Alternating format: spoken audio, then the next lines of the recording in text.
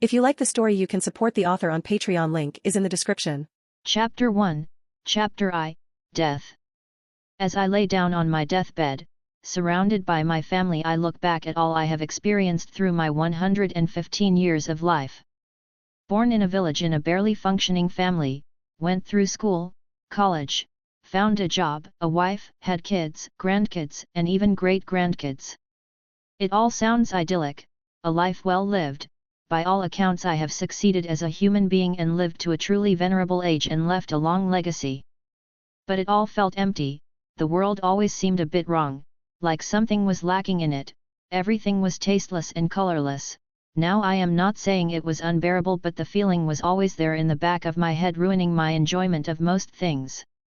The only times I felt slightly comforted was when my mind was adrift in fantasy.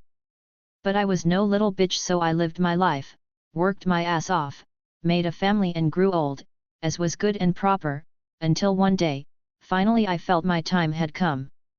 I look towards my army of descendants and say in a very tired voice, I am glad I get to die as any man should, old and surrounded by his kids. Remember to always look after each other and never truly fight amongst yourselves. Most of them understand that this was a long time coming, so they simply smile at me, while some have tears in their eyes. I turn to one of my younger grandsons. And Yvonne, stop being a little bitch and ask her to marry you already, Kakik. I hear a snort as I finally close my eyes, my last thoughts. Fucking hope the next place isn't shit. Dash. Or so I thought. Where in the hell am I? I find myself sitting in a somewhat lavish office, my entire body giving out a slight glow. Is this my soul? Correct.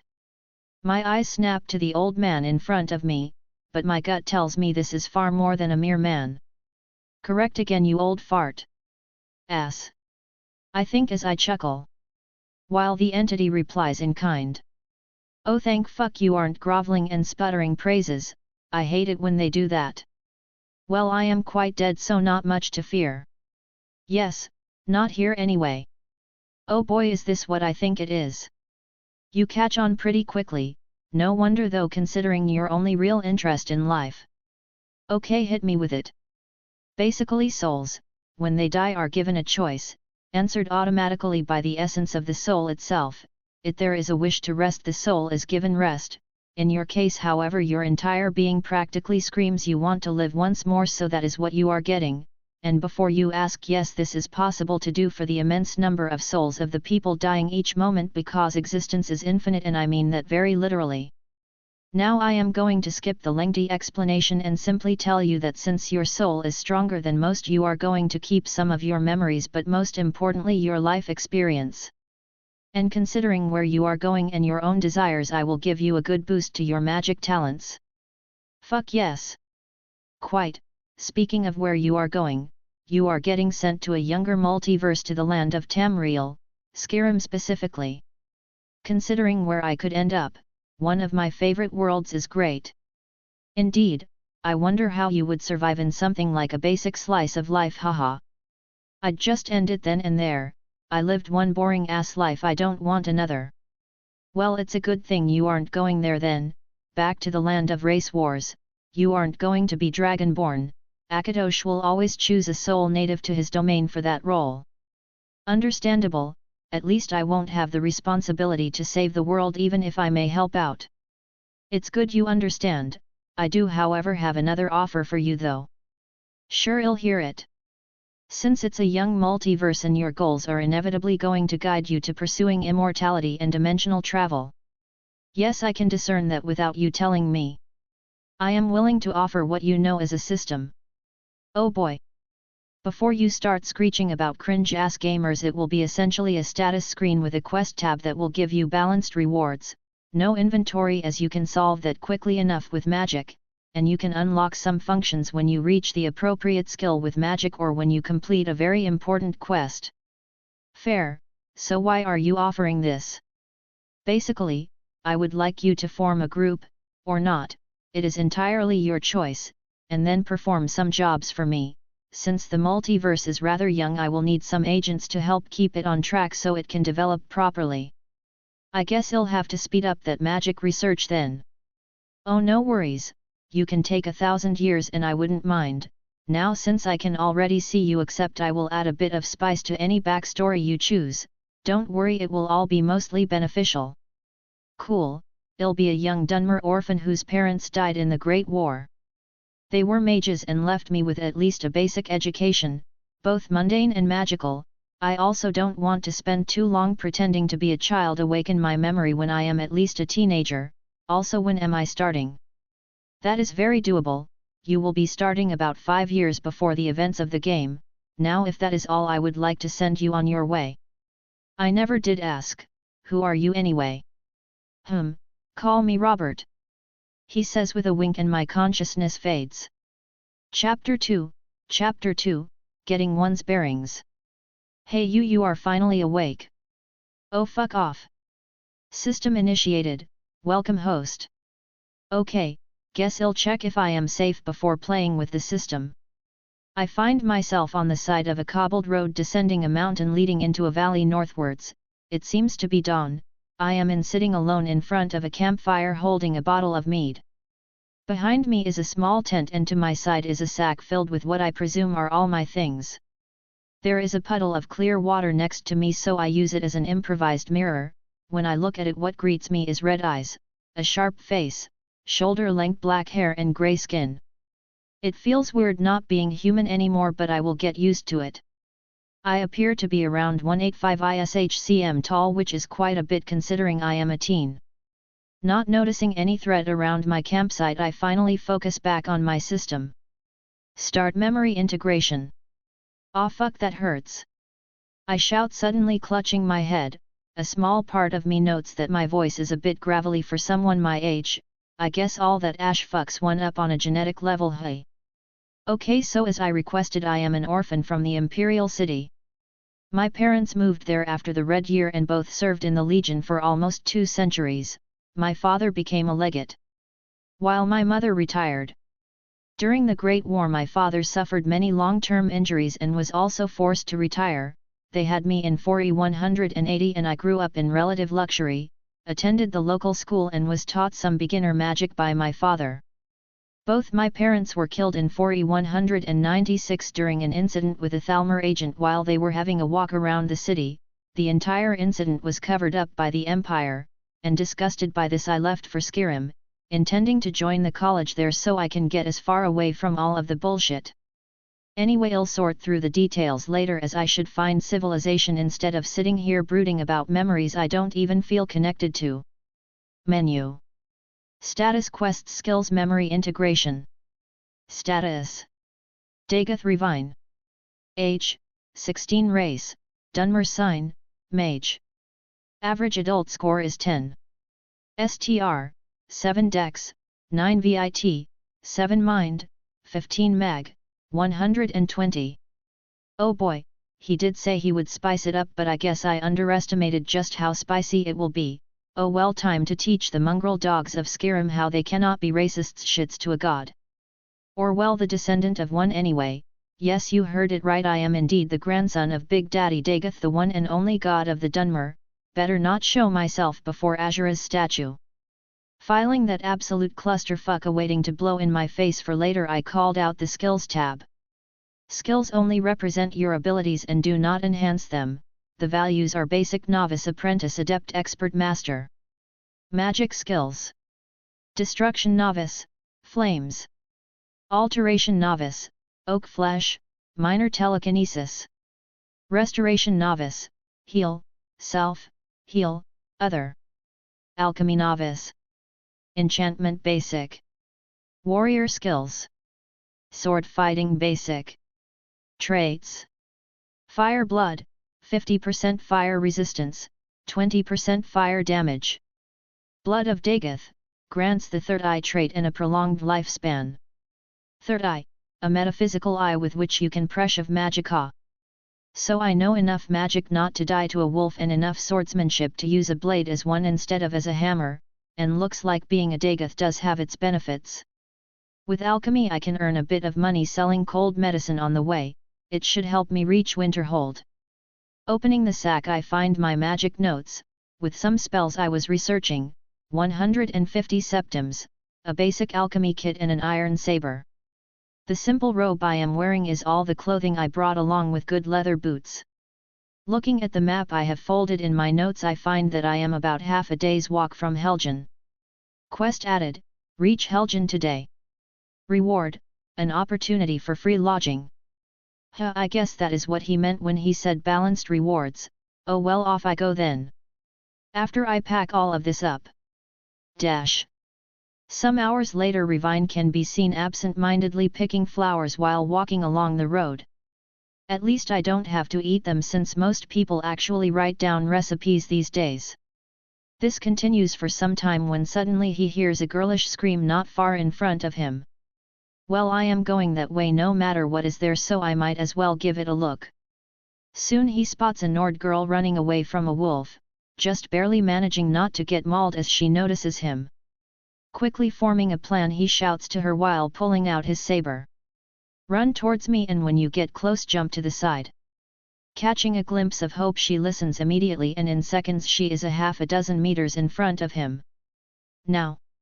She throws herself to the side just in time to not get covered in a torrent of flames. The wolf, being not as fortunate, whimpers pitifully for a moment before becoming extra crispy. A couple of seconds pass as both of them calm down. Well, I sure as hell ain't getting a pelt out of that one, Revine says, attempting to calm his nerves after brutally burning another living being. The now surprisingly calm child looks at him and smiles, reminding him of just how ridiculous Nords are. Thank you for saving me, mister. It's no problem, kid. I am guessing you are from Helgen. I am heading that way, you might as well come with me. Okay, Maida owns the tavern, he will give you a drink for sure. Well, we have to hurry up then, don't want to be late for it. An hour later they enter the tavern. The girl immediately rushes the man that looks like the owner of the place and starts excitedly retelling her adventure. Halfway through the tale, the man stops listening to her and walks toward Revine. Welcome, traveler, thank you for protecting my daughter. Those damn wolves are getting more brave every damn day, he says, shaking his head. Anyway, name's Vilad, the owner of the tavern. I hear you want a room. Yes, just for a night, and a hot meal and bath would do as well. Make yourself at home, you can stay for free whenever you like. My thanks, Sira, I'll take that bath now if possible. Sure thing, dinner is in half an hour. Revine nods and walks into the room Vilad pointed him to and takes his time relaxing in the large wooden basin inside. Oh, it seems that notifications are hidden when in combat. Hey. Quest completed, protect the innkeeper's daughter. Reward, free lodging. Hidden quest completed, defeat the wolf without the child getting harmed. Reward, you learn how to fight slightly faster, permanent. Hey, hidden quests are a thing as well, neat. After he is done bathing, he eats and sits with the patrons fishing for rumors. He hears mostly people complaining about the Thalmor, and some of them even about all elves, which they stopped when they heard about my adventure today from Vilad. Apparently if you aren't a Eswit, people tend to start respecting you. Hey. The first day on Tamriel and I already saved a child, slew a beast and got Nords to slightly respect a Dunmer. It appears my wish was not ignored. The next place really isn't as shit. Considering I have about 5 years until the start of the plot, I will have to grind my magic like a madman, unless I want to become a dragon's snack. Let's hope I am able to survive the coming shitstorm. And with that happy thought he went to sleep. Chapter 3, Start of the Journey. Early next morning we find Revine sitting at the tavern crushing the flowers he collected yesterday in his alchemy kit, a very basic mortar and pestle, trying to make some salves for minor injuries. This is surprisingly relaxing. Hey. Morning, Mr. Elf. The little girl from yesterday, whose name he learned to be Sigrun, greets him loudly. Hey there, kid, up early I see. Well, you said you would be leaving early, so I had to say bye. How polite. Well, since you are here, how about you show me around? I need to visit the store anyway. After being enthusiastically shown all around Helgen, he managed to sell the salves he made for a dozen septims and bought enough supplies to last him the trip to Whiterun. It will take me about 2 days to reach Riverwood and another to reach the city. The real Skyrim is far larger than what the game had shown, which is honestly a good thing, though the traveling will be annoying. Oh well, guess it's time to break all those inane laws about mages teleporting around. You seem to be one of them mage types, elf. The shopkeeper asks almost politely by Nord standards. Yes, though I am still just a novice. Well, the wolves sure disagree.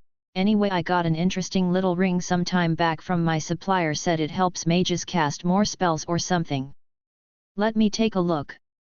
The shopkeeper takes out a simple silver ring with very tiny blue veins along the surface.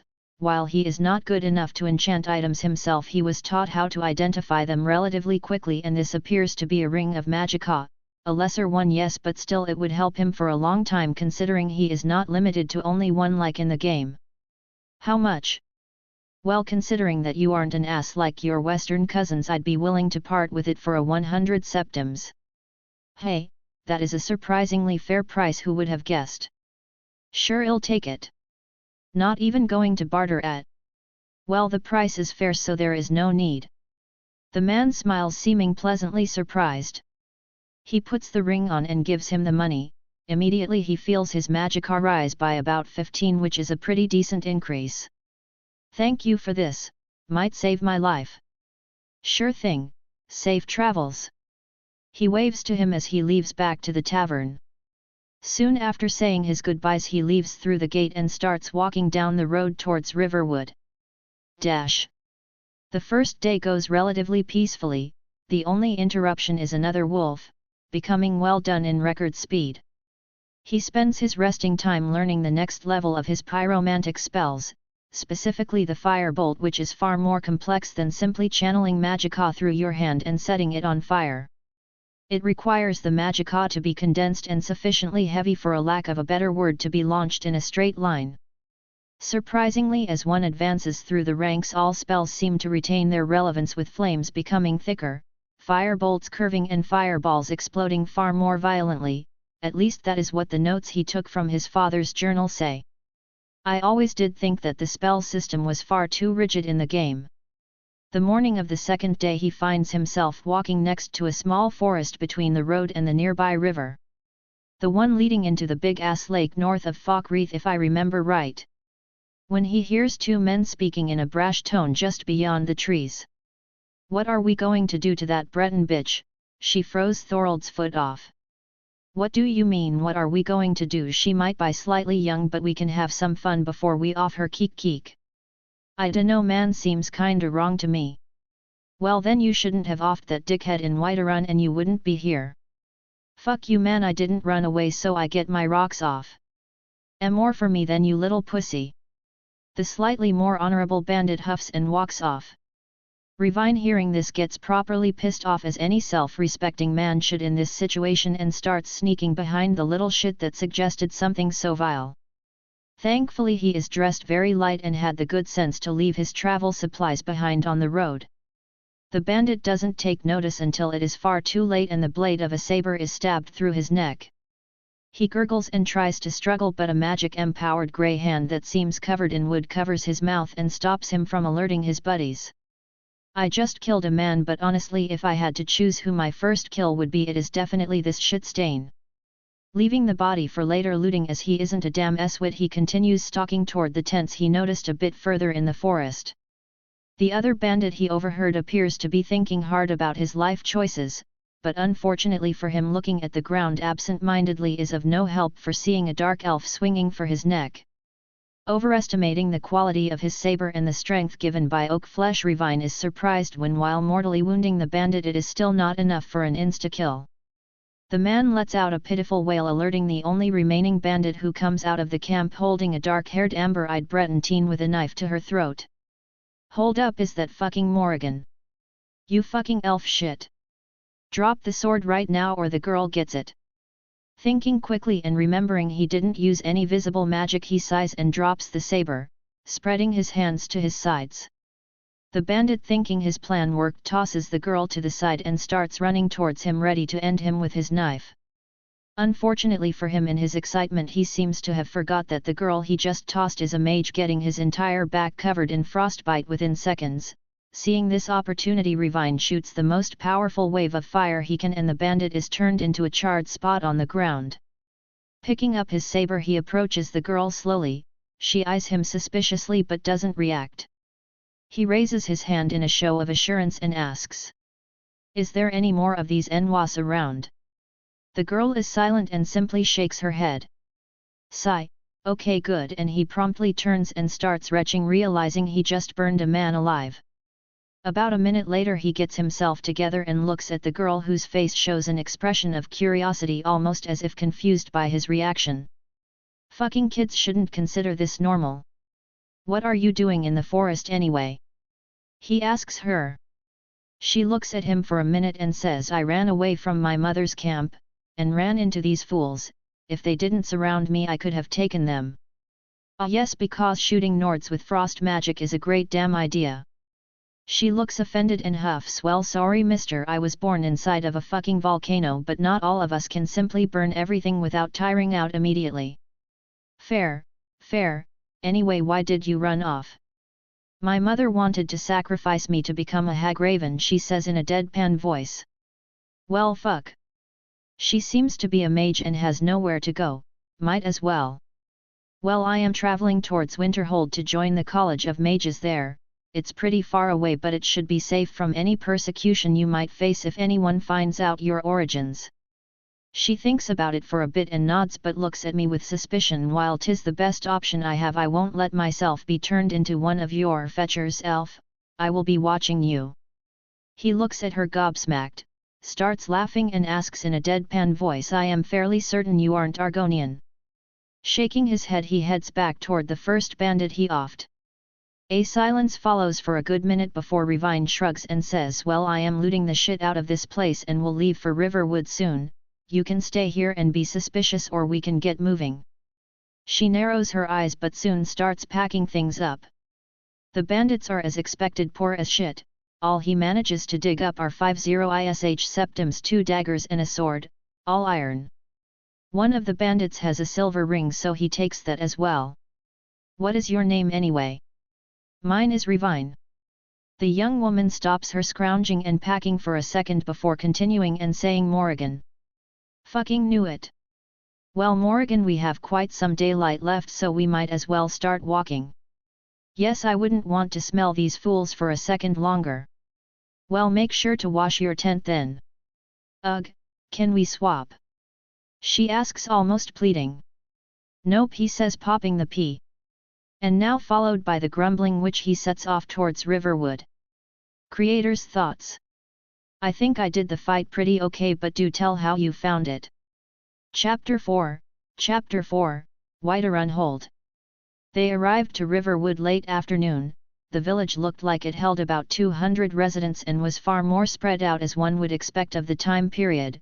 There were even some farms across the river, as well as a palisade surrounding the entire place. Guess they aren't idiots, at least. The guards at the gate wore the Windhelm emblem on their scaled armor and seemed at least competent at their job. "Ho there, travelers, what brings you to Riverwood?" asks one of the guards. "Just passing through and heading to Windhelm Sira. We are looking to stay the night and will not cause any trouble," Revine answers while giving a pointed look at his companion, who huffs and looks to the side. The entire walk on the way here she kept pestering him about every little thing, so much so that even with his century of experience he almost threw a tantrum.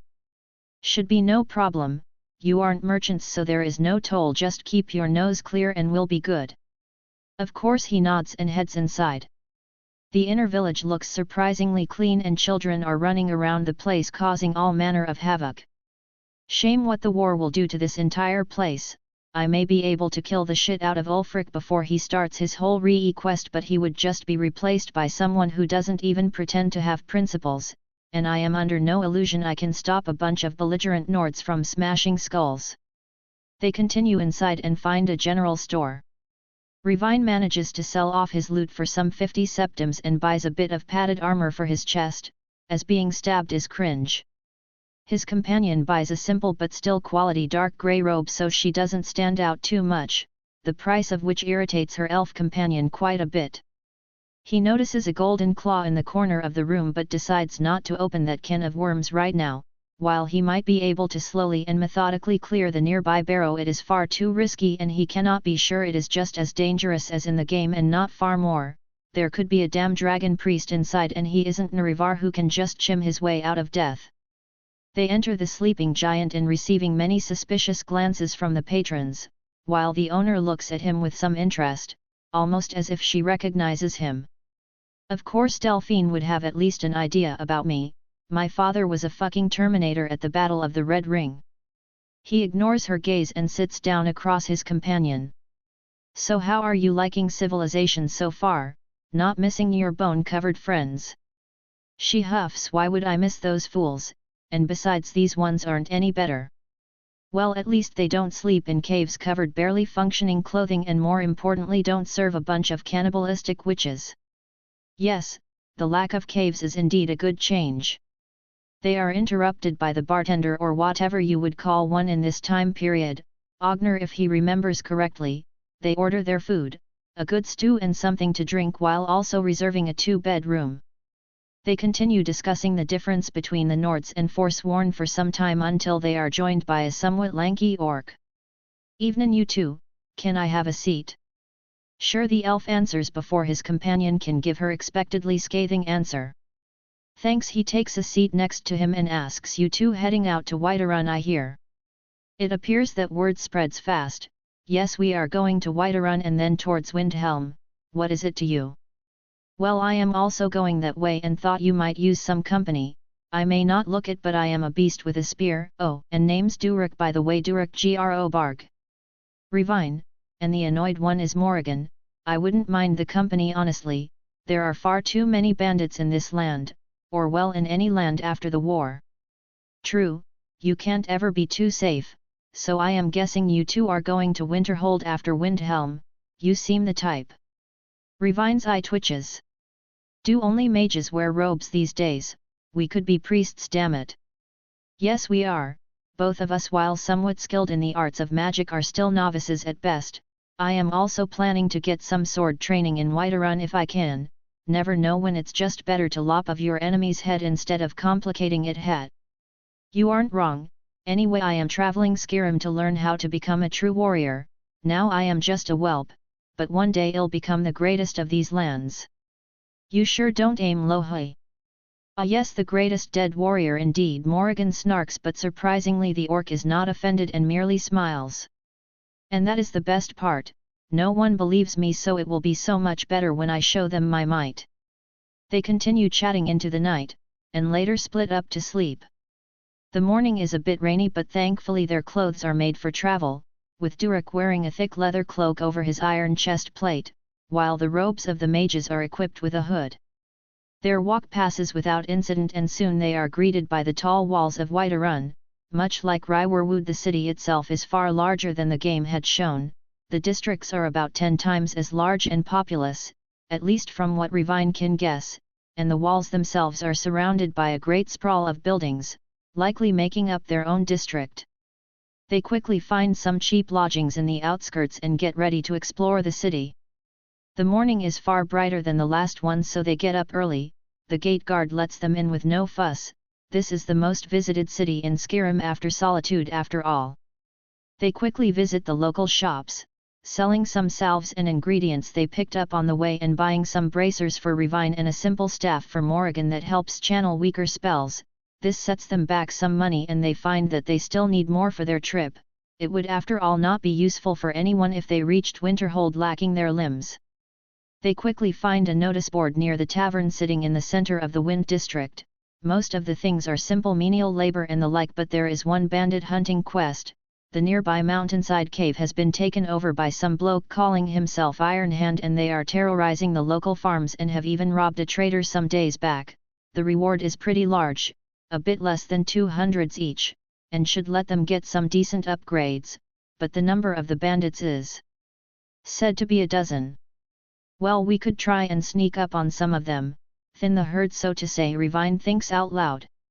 Or we can just smash them so fast their numbers just don't matter, answers the orc with a grin. Or we could just take our time, do easier things, wait a couple of days and earn our money that way. No need to risk ourselves overdoing the guards' work for them, says Morrigan with a scowl. Now, we still need to gain some experience while traveling, and this is a good opportunity for it. You can just stay behind the two of us anyway and use that weird root magic you showed me yesterday to fuck with the bandits. Me and Durek will do the fighting. Revine assures her. Well, while she may look like her and have the same name, I have to remember that this is still just a teenage girl that ran from a bunch of Forsworn, and while she might be jaded, that doesn't make her brave. Besides, quest initiated, clear out the Iron Hand bandits reward, plus 5 mag subquest initiated, protect your companions from permanent harm reward, an insight into your restoration magic. These are pretty good rewards on their own. My restoration has been progressing somewhat slowly, but that is mostly just the heal spell being ridiculously magicka intensive. A simple cut takes a third of my tank, and it takes me about a good 20 minutes to recharge fully. Besides, getting to Winterhold as soon as possible will help us in the long run. Well, help the two of us. I don't know where you plan to go, Durek. Well, you both seem like decent enough people, so I don't mind heading north with you, might even get into some troll fights, ha. Sigh, orcs. Fine, but if I get as much of a scratch from there you won't hear the end of it. I believe you. Revine shivers, remembering their walk to Riverwood. He quickly gets back on topic. Well then, let's go see the steward and head off towards the bandits, they won't off themselves. Durek chuckles, while Morrigan rolls her eyes as they head towards the Cloud District. Creator's thoughts.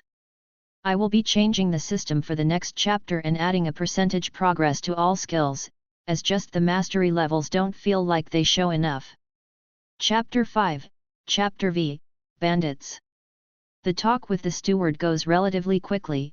He asks if we are sure we can complete the bounty and gives us the details we already mostly knew from the notice board, with the addition of the bandits generally acting during nighttime, meaning they would likely be resting or even sleeping during the day if we were lucky, that is.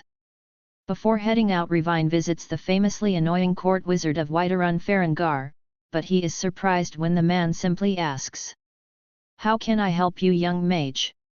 I am looking for some basic books and spells on Conjuration, and also any lesser enchanted items you may have for when we return." "Ah, of course, the bandits, I heard they were getting very annoying recently." "What's the lot of them, anyway? Do you have a recommendation?" "Well, you seem to be using a sidearm, so maybe a bound weapon." "How does a bound weapon work in application? I can pay if that information is something valuable to you, of course."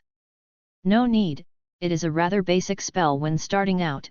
Essentially you learn to shape magicka into a weapon, then make it take your preferred shape, and as the potency of your magicka grows, so does the potency of your weapon. Of course the spell can be altered at later stages for added effects and can even be used as a medium for magic." "Hey, that is actually far better than I originally expected. How much for that spell book and any notes you might have on it?" "Well, my focus was never on conjuration, or alteration for that matter, so I have just the basics, but you can have both for a mere 150 septims. I don't mind helping an ambitious young mind, especially if they make my job easier by removing the surrounding Duels. As for enchanted items, I mostly do them by commission, so all I have laying around is a simple ring of restoration that was not up to the standards of the local healers. You can have that one for a mere 50. This will wipe out all of my savings, but that spell seems pretty good. The ring is a no-go, though a minor boost won't change much." "I'll take the books for now." "Of course, good luck." "Thank you," he says as he walks back to his group. Durek seems to be almost giddy with anticipation, while Morrigan seems more nervous than before. "You both ready?" He receives 2 nods. "Well, we go then." On the way, Revine has his nose stuck in the book he just bought. He might not be able to use the spell now, but no reason to not progress. Speaking of progressing, he called out his menu. Dagoth Revine. Age, 16 Race, Dunmer Sign, Mage. STR, 7 Dex, 9 VIT, 7.2 Mind, 15 Mag, 122. All this walking does seem to be pretty healthy for me, and the magic practice is paying dividends. Let's see the skills. Destruction Novice 60%, Flames, Firebolt. Alteration Novice 35%, Oak Flesh, Minor Telekinesis. Restoration Novice 40%, Heal, Self, Heal, Other. Conjuration Basic 20%. Alchemy Novice 70%. Enchantment Basic 90%. Sword Fighting Novice 0%. Hey, so shanking bandits is actually pretty good for swinging a sword, although to be fair merely reaching the novice level means I won't remove my own hand and not much more. As they were walking he started explaining restoration to Morrigan, who only knew some cryomancy and alteration. In case he emptied his reserve and someone was wounded, the basic restoration spell won't regenerate anyone but it will stop them from bleeding out. They reached the Iron Hand camp sometime later. It appeared to be a cave that led to something of a balcony up top, where he guessed some lookouts should be, but surprisingly or not considering these were a bunch of untrained ruffians with maybe one experienced fighter, there wasn't a single one up there. At the entrance 2 bandits were sitting and drinking mead, absolutely not caring one bit about their surroundings.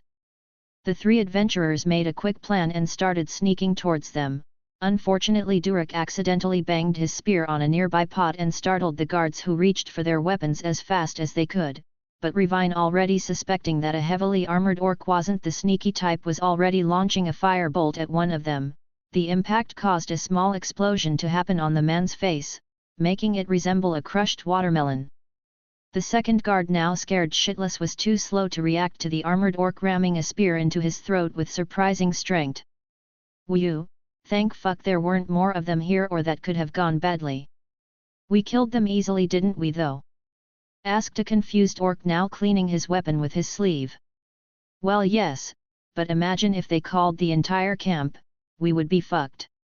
The orc merely shrugged and started walking to the entrance. The inside of the cave was covered in mismatched loot of low value, furniture, dishes, and the like. "I am guessing the actually valuable stuff is upstairs," Revine remarked. "Well, might as well keep going, never know when they might notice us." Not long after they found another group, 5 this time, sitting around a table and were immediately noticed. Following their previous plans, Revine immediately started tossing firebolts while Durek charged. Morrigan was using her alteration to trip the bandits with roots. The first bandit fell much like his predecessor with a bolt of fire to the face. 2 of the bandits tried to gang up on the orc with their axes, but his armor and reach advantage stopped him from getting overwhelmed. Stabbing one of them in the leg, he managed to keep both busy. Among the bandits, one seemed to be armored fully in iron, wielding a sword and shield. He charged at the elf that just ended his friend, who immediately sent a bolt his way, but the shield saved him, only getting staggered. The bandit started charging madly at the now seemingly tired mage. "Fuck, I didn't think firebolts would be this intensive, only 4 of them and I am almost out." He tried to hold of the bandit with his saber, but the man was far larger and heavier than him and simply shield slammed him into the ground. Revine was gasping for breath when he saw his enemy go for the kill, and then get his face covered in a wave of frost. "Damn, that was close." He quickly got up and with all his remaining magicka sent a wave of flame to the man that was trying to sneak up on the distracted witch. "I might slowly be becoming a pyromaniac." During this brief bout of danger, Durek finished both his enemies, surprising his companions with his skill. "Told ya I was a beast." "Sure you are, buddy, now I need to sit down, throwing around this much magic is tiring." They sat around for some 10 minutes and decided to head forward. Thankfully the reports on the notice board were wrong, as there was only 1 bandit remaining, sitting on the balcony at the top of the cave. He was wearing steel armor and next to him was a steel warhammer, and most importantly a large chest. Sharing a couple of glances between each other, the trio started walking behind him, but he simply sighed, stood up and looked at them boredly. "Now I have to round up some new fools to serve me. How will you repay me for that?" The only answer was a snort and a sudden wave of fire heading for him. Surprisingly, he merely charged through, taking almost no visible damage, but on the other side what awaited him was a spear aiming for him. He mentally scoffed, thinking that there is no way they thought he would fall for that, when suddenly he tripped. The last thing he saw before he got impaled was brown roots holding his legs. Well, that was anticlimactic. Good thing there are 3 of us. He seemed strong. Okay, let's check what he was hoarding and get the hell out of here. I need a bed and some meat after this, Revine said in a tired voice. His companions agreed and started looking around the place. In the chest they found some septims and gems, as well as some jewelry. The bandit leader's gauntlets seemed to have an enchantment that helps with great weapons, so Durak took that, and also his armor while he was at it. It might be too large for him, but it can be fitted back in the city. They spent about an hour resting and looting the place, finding some lesser healing potions and also a lot of mushrooms, which were pretty good for making said potions, so Revine grabbed them. Morrigan finally deigned to mention that she was also a trained alchemist, not surprising due to her origins. Apparently she was even better than the elf, which in his own words was not a great achievement. Soon they were walking back towards the city, tired and battered, yes, but also richer. Chapter 6, Balin, and Tavern Talk. As they were walking back to Whiterun, Revine checked his notifications. Multiple quests completed, granting rewards. Mag, 122 equals 127. Restoration Novice 40% equals 70%.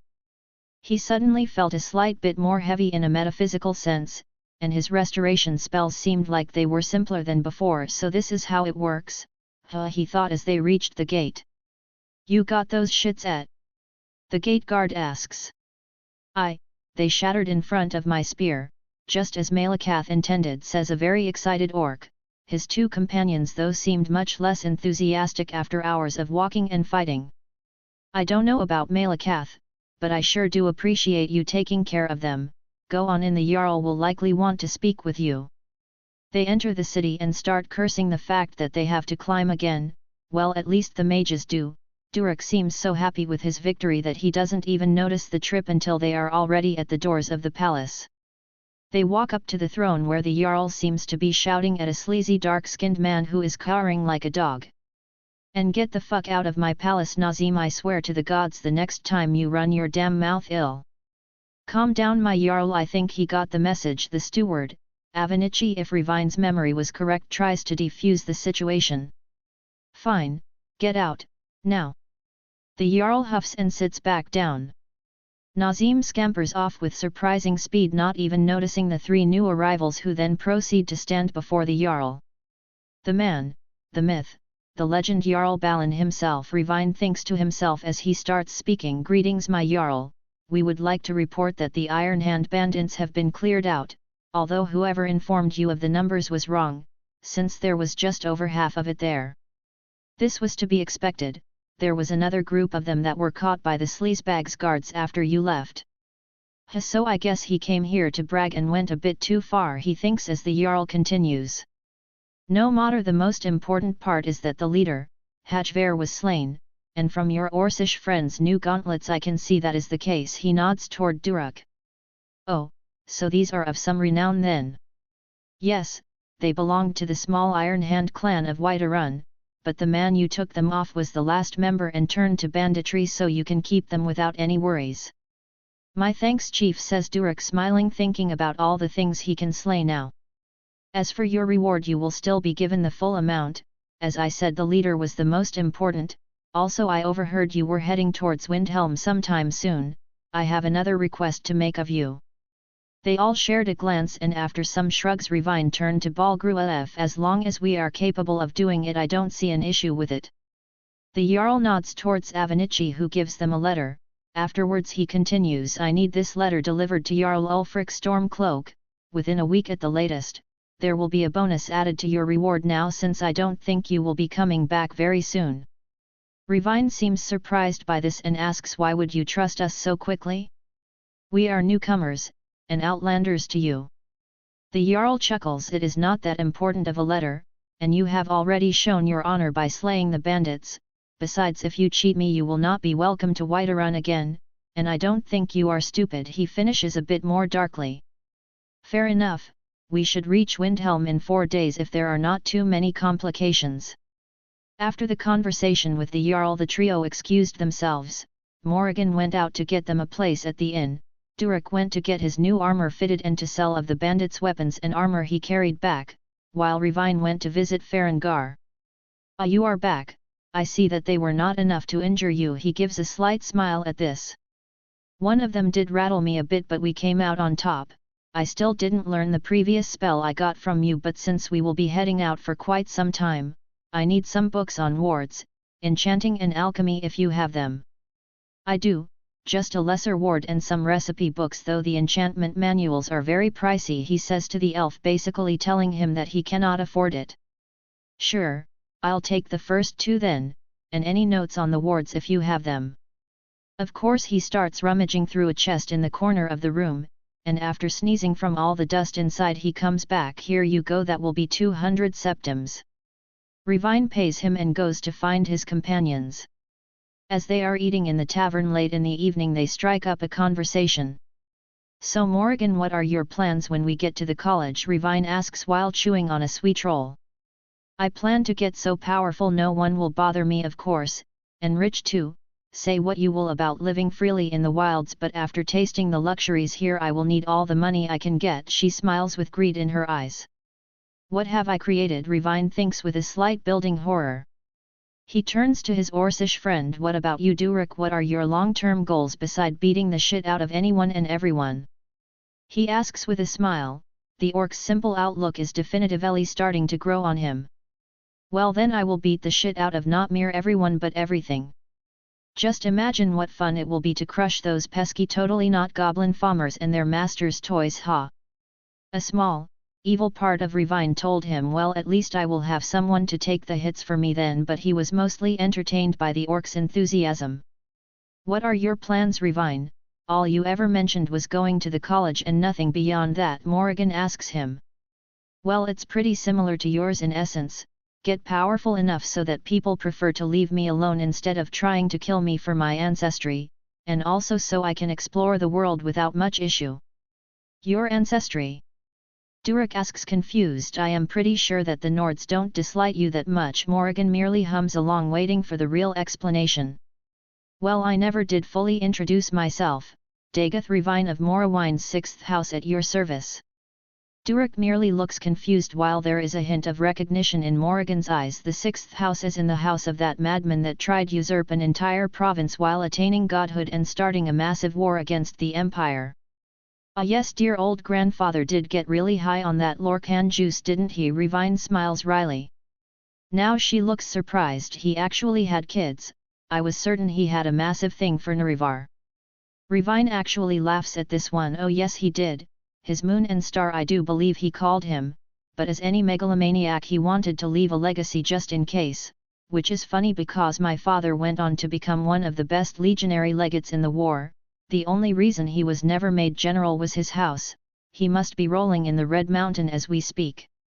They all hear a surprised gasp behind them, but it was quickly silenced almost as if on instinct. Revine turns around and finds a dark elf woman standing behind a corner listening in on them. He simply signals her to come forward, more of a command than a request as shown by the fire roiling in one of his hands. All the other patrons quickly move away just in case, while the tavern owner looks super pissed but keeps silent for now. The elven woman approaches slowly, while Revine has a slight look of recognition in his eyes. Isn't she that mercenary you can hire at the Hunter's Inn or something? When she is close enough he asks in a sharp tone, so are we going to have a problem with what you just heard? She remains silent for a bit, then simply shakes her head that war has long been over, and besides no one has requested your head, yet. A sadistic smile now on her face. He stares at her before slowly dispelling the flames while thinking, I cannot kill her now, she didn't attack me and I'll be drawing mad suspicion at myself if she gets disappeared. Best solution knowing she is a mercenary is to hire her. So you seem to have no issue with me possibly being the Shermit Reborn or something equally ridiculous. Why did you listen in on us anyway? Well, I heard that you were going to be traveling towards Windhelm and I wanted to visit my family there. She goes on to speak but is interrupted by Revine's heavy sigh. Why by all the gods is everyone here such a fucking gossip? He asks, exasperated. She laughs at this. Information is a pretty profitable business, and besides people get bored. So I am guessing you want to head out with us? He asks, already tired from the entire event. Yes, and don't worry, no cultists of Azura will learn of this from me. consider it a compensation. She smiles and walks off, not before hearing Revine shout. Be at the gate the morning of the next day. Both of his companions look at him as if waiting for an explanation, mostly Durik, but Morrigan is also fishing for details. Fuck it, give me a drink and I will give you the full history lesson. He sighs for the nth time today and starts weaving the story of false gods, reincarnations, chim, and a dude with 3 eyes wearing a pot on his head with no other clothes. Chapter 7, The Companions, Magic, and Third Eyes. A/N, I will be trying some first person in this one, seems a bit more comfortable to write. If you have any preferences do tell. POV, Revine. After a long bit of story time where Durik almost fell asleep 3 entire times we went to bed, the innkeeper yelled my ears off about fire magic inside the establishment, but said that she won't be charging extra due to our bandit slaying. Nords really are all about reputation. Once you prove yourself even a bit, suddenly you aren't the dark elf but that guy that did that one thing or another.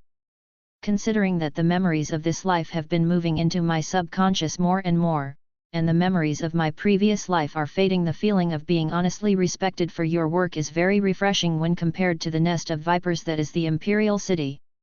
Morrigan decided to go to the alchemy shop and get some work done there while me and Durik went to the companions, hoping we can get a fighting lesson or two. As we approach the overturned ship-turned-drinking hall we hear a great bit of noise and shouting from the inside, while the smell of alcohol almost knocks me out. The orc next to me merely sniffs and opens the door. As soon as we enter everyone turns quiet, the companions turn to us, some in curiosity, some trying to be intimidating, but joke's on you, I am an old fart, no amount of glaring will make me flinch. Durik on the other hand speaks loudly, what are all you looking at? Me and my friend came here to get some practice in, any of you sober enough for it or should I get you all some milk?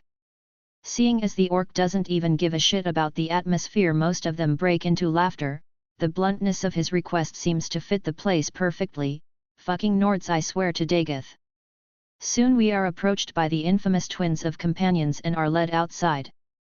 Durik goes to spar with Farkas, while I get his brother, and while the both of us put up a valiant effort we get our shit kicked in, repeatedly, for 4 entire hours.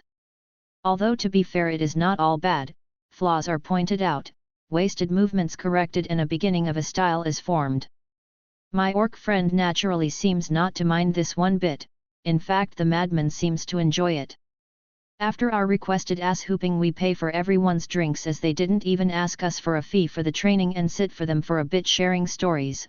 We are questioned about our recent victory and Durik starts boisterously retelling our fight. Most of the companions are Nords, so they don't react too positively when magic is mentioned, but it is balanced out by us being outnumbered. When it comes to the slaying of the bandits' leader I am pleasantly surprised when they all approve of the way he died.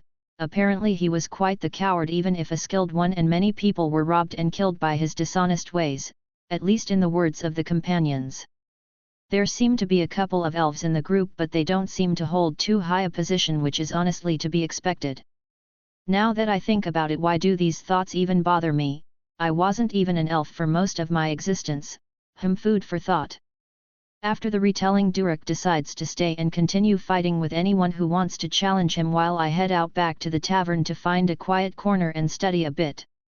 I decided to stop learning the bound weapon for the moment, as after seeing what my fire bolts do to people I need a ward as soon as I can get one, so the goal for today is to learn how to make them and make them quickly. It takes me a good 6 hours of continuous trying and failing until I remember that I have a goddamn bloodline power that is basically made for magic. Following my instincts I activate my third eye and am surprised by the vibrant colors that now surround me. Everything is covered in at least a thin layer of blue, but I see that some objects have a denser aura, and it seems that they are generally ones of more value. Is the value of an object that which makes it channel magic better, or the magic that makes it valuable? In any case, now I understand why the flame spell was simply ignored by the bandit boss. Focusing back on the ward and following the instructions now with an extra visual aid, I manage the spell relatively quickly. It is a very simple one, as it forms a layer of magicka in front of me, though it is very static and can block only a spell or two. Wanting to experiment a bit, I try and make the shield vibrate from the center outwards, but it quickly shatters. maybe my magicka is not dense enough or the spell formula is just too basic. Something to explore when we arrive at my destination. I spend the rest of the day attempting to refine my fire magic, considering that I have a talent for it and a relatively good grasp on both spells already. I try making the fire bolt spin and concentrate into a denser form, make the flames hotter and more focused and all other sorts of combinations. By the time my companions return, my notifications look something like this. STR, 7 equals 7.1. Dex, 9 equals 9.4. VIT, 7.2 equals 7.5. Mag, 127 equals 130. Restoration, Apprentice 0%, Heal, Self, Heal, Other, Lesser Ward.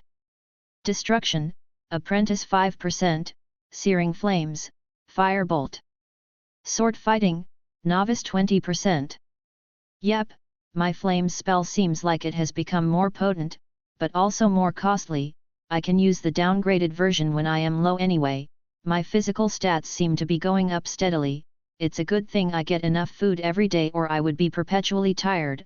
I also seem to be slowly filling up and becoming less of a walking twig, but the change is minuscule for now. Anyways, my companions arrive from their adventures for the day and Durik informs us that he has decided to join the companions and as his first quest he will take us to Winterhold. When I jokingly asked does he want to get paid now, he looked almost offended and simply shook his head. Morrigan sits next to me and whispers, I have followed that elf woman from yesterday for a bit, it really does seem like she is just packing up. I nod and whisper a thanks while she continues on, I have managed to get the restoration spells you showed me down, can I get the alchemy book now? Ah yes, I did promise I would give it to her. Apparently learning healing spells was not cool enough for her or something equally childish, so I had to motivate her somehow and the alchemy book seemed to interest her. Well, not like I need it at the moment, I am focusing on far too many things. The three of us chat for a bit before turning in for the night. Tomorrow we are leaving Whiterun and heading to Windhelm. I just cannot wait. Snowy racism land, here I come. I think before I fall asleep. Chapter 8, The Volthium Towers and East March. A/N, I will be continuing with the first-person POV because it was far easier to write. We got up early and after a hearty breakfast headed out towards the gates. There as expected awaited Genessa, the elf from the tavern 2 days back. We finished all preparations and headed out. The first day went quietly with me once again nose deep in my magic notes, scribbling whenever I was not afraid of tripping, Morrigan gathering random herbs on the way and Durik excitedly looking everywhere in hopes of impaling something. He did get somewhat lucky with a very starved wolf jumping us, but that mostly just annoyed him as he got excited for nothing. Genessa is quiet the entire way and simply spends her time enjoying the walk. The next day we were passing next to the 2 towers connected by a thin bridge over the river we were following. I believe the place was called Volthium and it is usually a bandit camp, but the skeleton brazenly standing next to the entrance proved otherwise. Quest initiated. Eliminate the Volthium Necromancer reward, VIT 0.5. Looks like your wish got granted, Durik. We have a necromancer on our hands, I quip, trying to get a count of the undead inside using my third eye. The necromancer offends the ancestors, we must paint his blood on the walls, says Genessa coldly. Must we really charge into every situation we come across? What if the necromancer is more powerful than us? Asked Morrigan, already getting annoyed with having to fight again. If he was powerful the skeleton would have sensed us ages ago. No, its presence is barely worth calling a proper animation and I can only detect about a dozen of them of about same strength, I answer after a bit of thinking. Then what are we waiting for? Let's smash them. The orc says, already putting on his new steel helmet. Fine, when he starts throwing lightning storms at us don't blame me, Morrigan huffs and also starts getting ready. The presence I detect on the other side tells me that the necromancer is not really that magically powerful, and most of his reserve is tied up keeping the skeletons going. Poor fool didn't even get the memo that you need rituals to have the undead be viable on your magicka. I relay these thoughts to my companions who seem a bit less tense. Well, 2 of them do, the remaining one is just vibrating in place ready to go in. They signal to me that they are ready and I start casting my firebolt. now spinning in my hand. It should be much faster and precise than before. I launch it at the first skeleton, who falls apart almost immediately. Sensing that the necromancer has been alerted by the connection being cut, I signal for us to rush in. Cutting through the skeletons seems really simple until ice shards start raining from above. Thankfully I was able to detect them in time and started throwing out wards on top of us. They hold, if barely, and the necromancer already seems tired out if his magicka outline is anything to go by. My orc and Dunmer companions seem in their element as Durik smashes the skeletons with his spear and Jenissa dances around them as much as the thin bridge allows her. The undead are quickly dispatched and we race toward the tower before the rogue mage can escape. When we enter the room he is in, he looks at us with a maddened face, pulling out a scroll. "You will not stop my glorious rise." All of Tamriel, he is suddenly stopped with a massive improvised javelin to the face. Durik walks to retrieve his spear and spits on the ground. "You talk too much." Quest completed. I laugh my ass off internally as I feel just a bit more energetic than when started the day. We start scouring the place for loot but don't find anything too good except for some money and a bit of food. No matter, anything is good at the moment. We decide to spend the night here after clearing the remains and burning them. The next day we reach a nearby inn without any issue and are served some surprisingly good food by a cook who refuses to show himself. This seems familiar for some reason, but I can't put my finger on it. We spend our time in the inn resting and chatting with the passing travelers who give us rumors of a troll blocking the way to Windhelm with a rather hefty bounty on it. When we hear this, I don't even need to turn around to realize who is shaking the entire table with excitement. When it comes to advancing my spell work, I finally got the bound weapon down. It is slightly weaker than a steel weapon for now, still being better than my iron one I started out with. The blade itself is mostly dark grey with red accents, and surprisingly it looks like a normal saber, if a bit more jagged at the guard and tip and not whatever spiked hell the game's conjured weapons are from. We leave early once more and thankfully there is no troll waiting for us on the road. Someone must have already taken care of it and now I have to deal with a moping orc on the road. Joy. Morrigan laughs at the poor orc and we continue on, almost forgetting the presence of our other companion. Well, she seems to not mind. I shrug as I take out my book and continue rereading the wards section. Thinking about the troll situation, even if they are weak to fire they are still massive tanks and all it takes is one mistake for us to get mauled. So I will leave the troll slaying for when I can do it from a good distance with magicka to spare.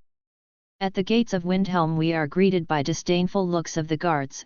One of the shits even spits on the ground when he sees me. "And what do you want, elf?" he asks in a very loud and brash tone. I give him a very deadpan look and say in the most dead voice I can muster, "To enter the great city of kings, of course." My tone seems to go over the dumb fuck's head as he simply smiles and says, "Well, why didn't you say so? That'll be 2 septims per visitor, the city is already pretty crowded so we have to take measures." Like hell I will believe that, but honestly I am not spending my day in front of a city while freezing my balls of, especially since I am far more sensitive to it than a human. "Fine, take the gold and let us in." I am glad we understand each other. "Watch yourself inside, elf." As we enter inside I say, "Ah, the smell of discrimination, racism, and hate. If it were warmer it'd feel like home," pretending that I ever saw Morrowind. Jenissa snorts and waves at us heading towards the Grey Quarter.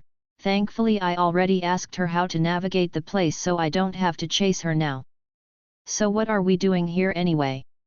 It would be easier to just buy supplies on the way and not stop in this lovely place." Morrigan's face visibly twitches as she attempts not to insult every Nord in earshot. "Well, I did say that I wanted to explore the world, might as well start with one of the cultural centers of the region, no matter how much of a shithole it is, and don't forget Jarl Balgruaf's letter," I answer quietly. "Well, be fine, the Nords won't dare be stupid when I whack them over the head a couple times," Durik says without giving the slightest shit about all the Nords looking at us, who then promptly turn around and continue with their day. Hey, modern problems require ancient solutions, I guess. Right, and for starters I think we should head into the Grey Quarter as well. It seems to be pretty big and I don't want to be visible in this kind of place, I say, already planning on how to blend in.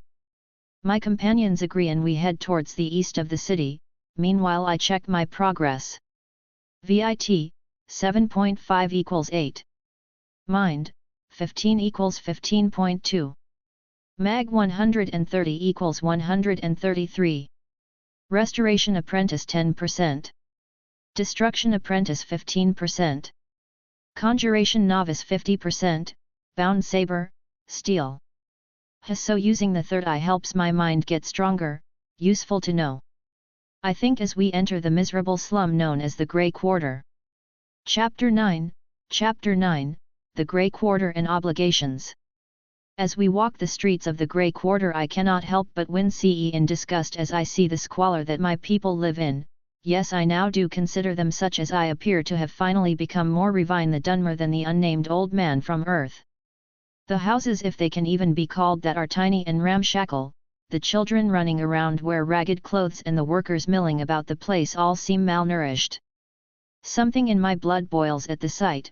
I guess that technically being the heir of a great house comes with a bit more than a mere name. My companions seem to share my opinion for their own reasons. Morrigan says in a somewhat dead tone, even the caves seem better than this. I nod as we keep walking towards the local corner club. The inside of the Nunes's Corner Club seems lively if a bit dusty. Dunmer workers and even a couple of Argonians who I presume snuck inside can be seen enjoying themselves, drinking their problems away. We walk up to the bar and are greeted by an aged Dunmer man. Greetings, Sirrah. If you are looking for a taste of home, I've got just the thing for you and your companions. Sure, give us a sujamma each. Haven't had one in ages, I say as we take our seats. Coming right up, he says as he starts pouring. So what brings you to the fabled Grey Quarter of Windhelm? Honestly, I heard the rumors of how the place was treated by the local Jarl and had to see it with my own eyes. Does he really not give a shit about a good quarter of his city? I ask the last part quietly. His eyes dart around the place before turning to me. No, he really doesn't. We even have gangs of Nords extorting us constantly, and any complaints we give are at best ignored and at worst punished, and we can't even fight back because the gangs immediately go to the Jarl and he cracks down on any of our attempts, he says in a defeated tone. Is there any way I could help out? I ask almost on instinct, immediately hearing a groan from Morrigan and an approving grunt for Duruk. He eyes us for some time before giving us our drinks and saying, meet me after the club closes. If you are willing to get your hands dirty, we could use all the help we can get. Before he walks off, pretending that I annoyed him not to draw too much attention. I turn to Morrigan to explain my need to do this, but she merely huffs and says, save it, you already offered them your help without even asking. What would even be the point of explaining? Just know that I am not staying here for weeks so you can finish your little gang purge. I sigh at this and say that was not the plan in any case. I will do what I can to help before I disappear from the city for a year at least. Can you help me with this? She looks at me for a couple of moments and exhales tiredly. Fine, let us go gallivanting once more, saving the innocent, just so we can get killed. I take a swig of the Morrowind drink and damn is it strong.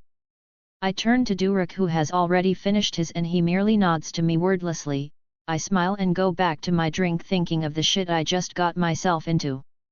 I understand that one should help those he can, but I also know that if we get caught doing anything against the locals we will be properly fucked. But unfortunately for me, there is something in me that is utterly disgusted by the treatment of my new brethren, so I guess I'll be giving Ulfric the middle finger and running for the hills. We meet Amberys Rendar late in the night and sit down with him. We are joined by 3 more Dunmer who seem to be wearing light armor and are armed with crossbows and short swords. The lead among them looks at the club owner for a second before turning to me. So I hear we have a bleeding heart visiting, he says as if finding it funny, but continues after a moment. Anyways, name's Davos. Me and my boys have been looking into the Enwas that have been terrorizing the quarter these past few months, and found that they have been kidnapping orphans for about a week now. He spits on the ground, and I have the urge to do it as well. I don't know what they are planning to do with them, but I hear all manner of rumors about a coven of local rogue mages in the hills buying up anyone they can from the black market. For what reason I don't know, nor do I frankly care. He continues in a harsh tone. The 2 groups of Enwas will be meeting each other by the docks in about 2 days before heading out towards the mages together. We are planning on gutting them all and making it look like they offed each other. If you agree to help us, you can keep a good third of the loot we find there. He looks at me expecting an answer. I turn towards my companions who both nod, one with much less enthusiasm than the other. Sure, we will help you out. When do we meet up? Quest initiated. Destroy the Nordic slaver gangs terrorizing the Grey Quarter. Reward, good reputation with most Dunmer who learn of you and an understanding of stealth. The day after tomorrow on midnight, keep in mind not to draw any suspicion on yourself. I nod and soon we disperse. The next day passes relatively peacefully. In the morning I went to the palace and handed Balgrua's letter to the steward. I really don't want to meet Ulfric at the moment. I spend most of my day offering to heal any minor injuries the locals have for a pittance or even free if they seem really destitute. This gets me some goodwill, but I notice some Nords glaring at me from a distance. I also manage to sell off the weapons we got from the skeletons to the local general store. My companions spend the day either training in the case of my orc friend or just relaxing in an attempt to get over her annoyance with the situation in the case of Morrigan. I am unable to make too much progress in my magic as I have already read and reread all the books I have with me about a dozen times, and I really shouldn't practice fire magic inside of a city, so I join Durek for some light sparring so I can get used to my new weapon, in which I get completely destroyed within seconds. We spend most of the evening in the corner club preparing for what was coming. Finally midnight arrives and we head towards the dock. Sword fighting novice 20% equals 40%. Chapter 10, Chapter X, Slaughter at the Docks and Winterhold Hold. A/N, I finally got to the 15k mark, so give me all your stones, now. We reach the docks relatively unnoticed. The Argonian workers seem to have all thankfully gone back to their sleeping quarters, and the docks are far larger than I guessed and covered in warehouses, so the 2 or 3 guards on duty tonight do not notice us. We find our partners in crime for the night. There are 6 more of them than before, all equipped with the same gear I saw them carry when we first met. Davos notices us and approaches, while handing us all black cloaks. Good you came. The gangs will be meeting in about 10 minutes, from what we gathered there will be about a dozen each, so we must hit them with all we have if we are to have a chance. I ponder this for a moment and ask, should I use magic attacks? I don't think that any of the Nords use pyromancy, so it would be harder to hide our involvement. He thinks for a second and shakes his head. We can always just dress one of the dead ones in some cheap robes. We've also prepared some witnesses among the dock workers, and besides, if I didn't guess you were a mage I'd have no reason to even invite you here in the first place. That's fair enough. What can we expect from the guards? How quickly do they respond? Usually they don't give a shit about what is happening, but now we are going to be making a ruckus in one of the warehouses, so we can expect them to get here in minutes at worst. What do we do after we have dealt with them? I hope you have some plans for a getaway. He snorts. Don't worry, me and my group have a bunch of safe houses, but for you we have prepared a boat at the edge of the docks. While I won't stop you from staying in Windhelm, Azura knows we could use the help. I know that you are just passing by and will be under a lot of suspicion considering you already have some reputation in the city. Will he try to fuck me over? Is there really a boat? We can always just swim away, but that will be very uncomfortable. I have an idea. Can you show me to the boat? It would be better if we stocked it up in advance so we don't have to lug our things while we run. He looks at me for a bit, not showing any offense at my distrust, and nods. Sure, it's nearby, follow me. We are quickly shown to the boat and unload anything we won't need in the fight. Morrigan comments how I am finally using my head instead of just rushing forward, but I shrug it off. I am not an old man anymore. If I have the power to do anything to help without getting myself gutted, I will do it.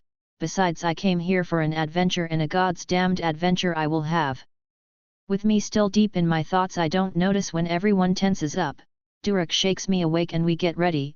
The warehouse across from our own is dimly lit, but I can see the insides with relative clarity. Only about 4 of them have any kind of armor.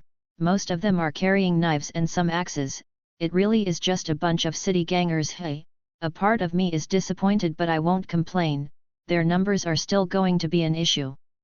In the corner I see cages filled with grey-skinned children, which makes my blood boil. My orc friend almost rushes in but holds himself back. Apparently all our nagging about tactics is finally getting into his head, or maybe he just didn't give a shit before, and now that there are stakes beyond his own life he holds himself back. The gangers seem to be talking about distributing the profits. I wouldn't be surprised if they really did kill each other, but that would happen only after already selling the kids off, which would be pointless for us.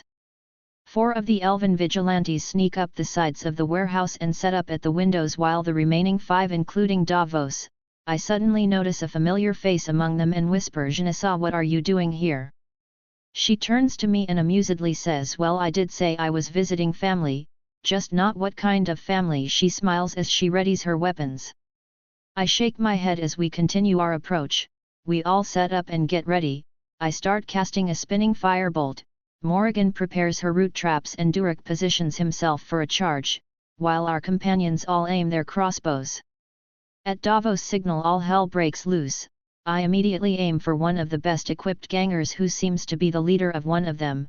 His instincts seem to be pretty damn good, because he simply tilts his head to the side on reflex. His counterpart, however, is not so lucky, because he gets deeply acquainted with a bolt to the face. At the same time, 6 more get killed by crossbows. The remaining ones are stunned for a couple of seconds, which is enough for our ground group to charge in and take down some more of them. I charge the one that dodged my attack, casting oak flesh on myself and conjuring my saber. He notices me quickly and attacks with an axe and dagger combo. He seems trained but not too skilled. We exchange blows for some seconds when he manages to stab me in the chest with his knife. Thankfully, he didn't expect my skin to be too thick for iron weapons when combined with my padded shirt, so while he is distracted by my lack of reaction, I slash his neck and kill him almost instantly.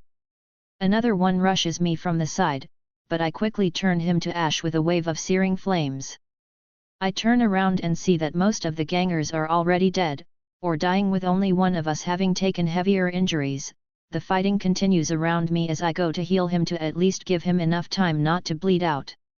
He nods a thank you, and when I turn around to rejoin the fight, it already seems to be over, with Davos finishing the last one by decapitating him. We are rejoined by the ones on the roof, with one remaining on lookout duty. The elves quickly free the children, some of whom are too tired to even walk. We quickly grab whatever of value that the gangs brought here and are warned by the lookout about the approaching guards.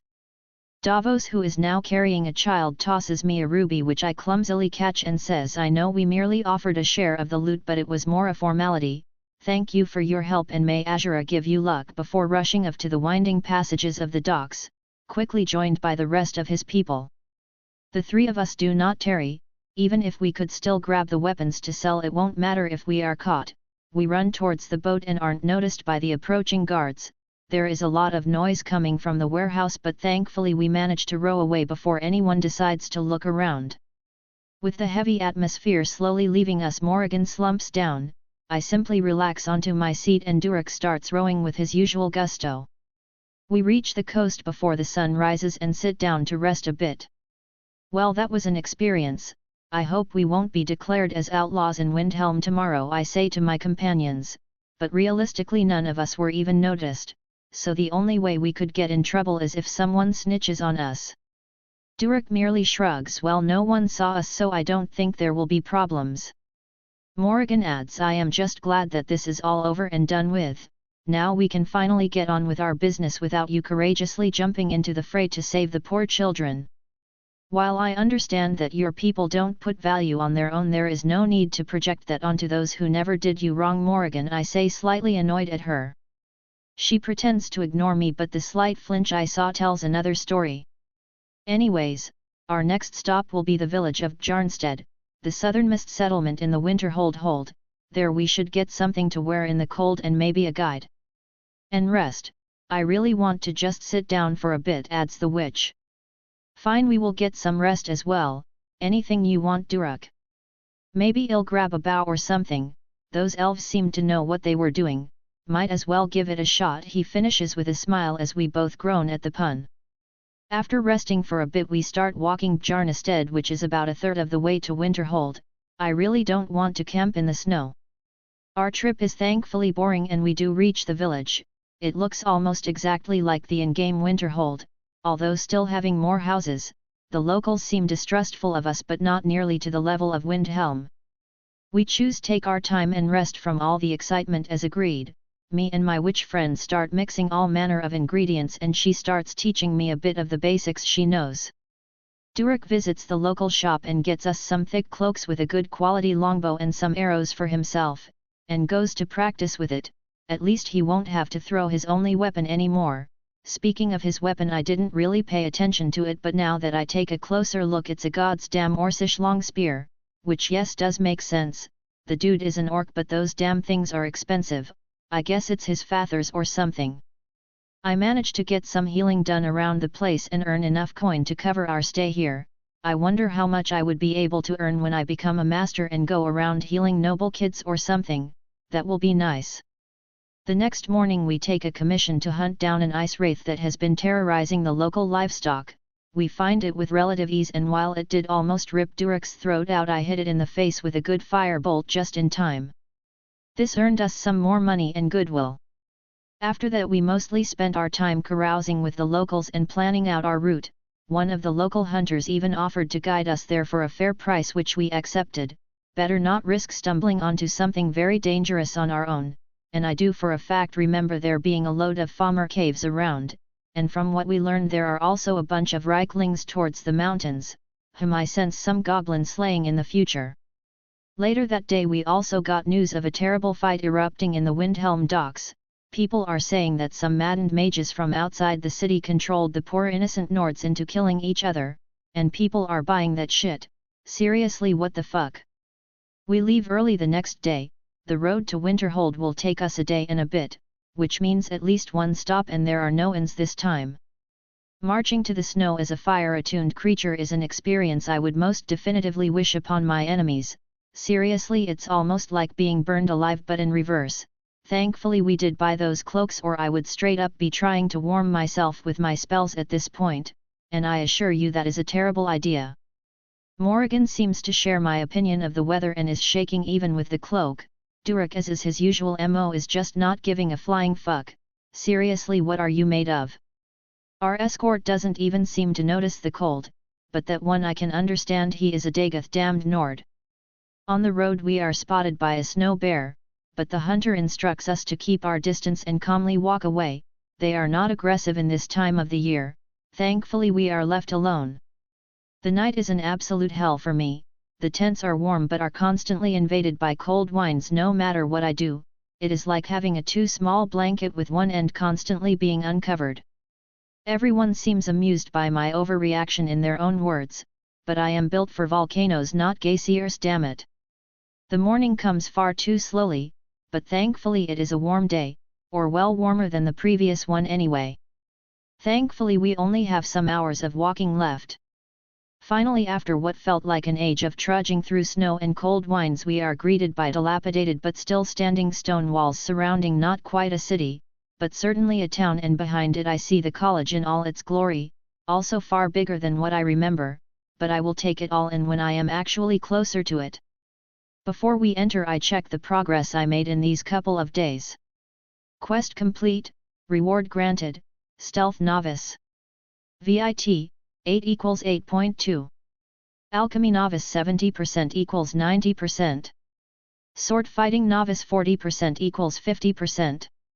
A/N, for those wondering about the speed of the progression, in my opinion getting almost any skill to Adept should be relatively straightforward. Becoming a master in anything however will be an absolute bitch, so don't worry, he won't become a god of destruction tomorrow. The next chapter will be posted tomorrow and will be an introduction to Winterhold and entering the college, along with some short povs from the MC's 2 companions, which will finish the first volume of the story. The first chapter of the next volume will most likely be posted on Monday. Chapter 11, finally Winterhold. We are let through the gates of the city after a brief inspection. The guards seem indifferent to us. I guess that makes sense since a large educational center will bring people from all over the world. I am proven right soon after, as there seem to be far more outlanders living in the city.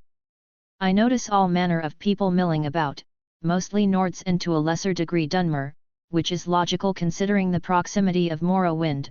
There is even a not too tall mushroom tower at the edge of the city, likely belonging to some Telvanni loon.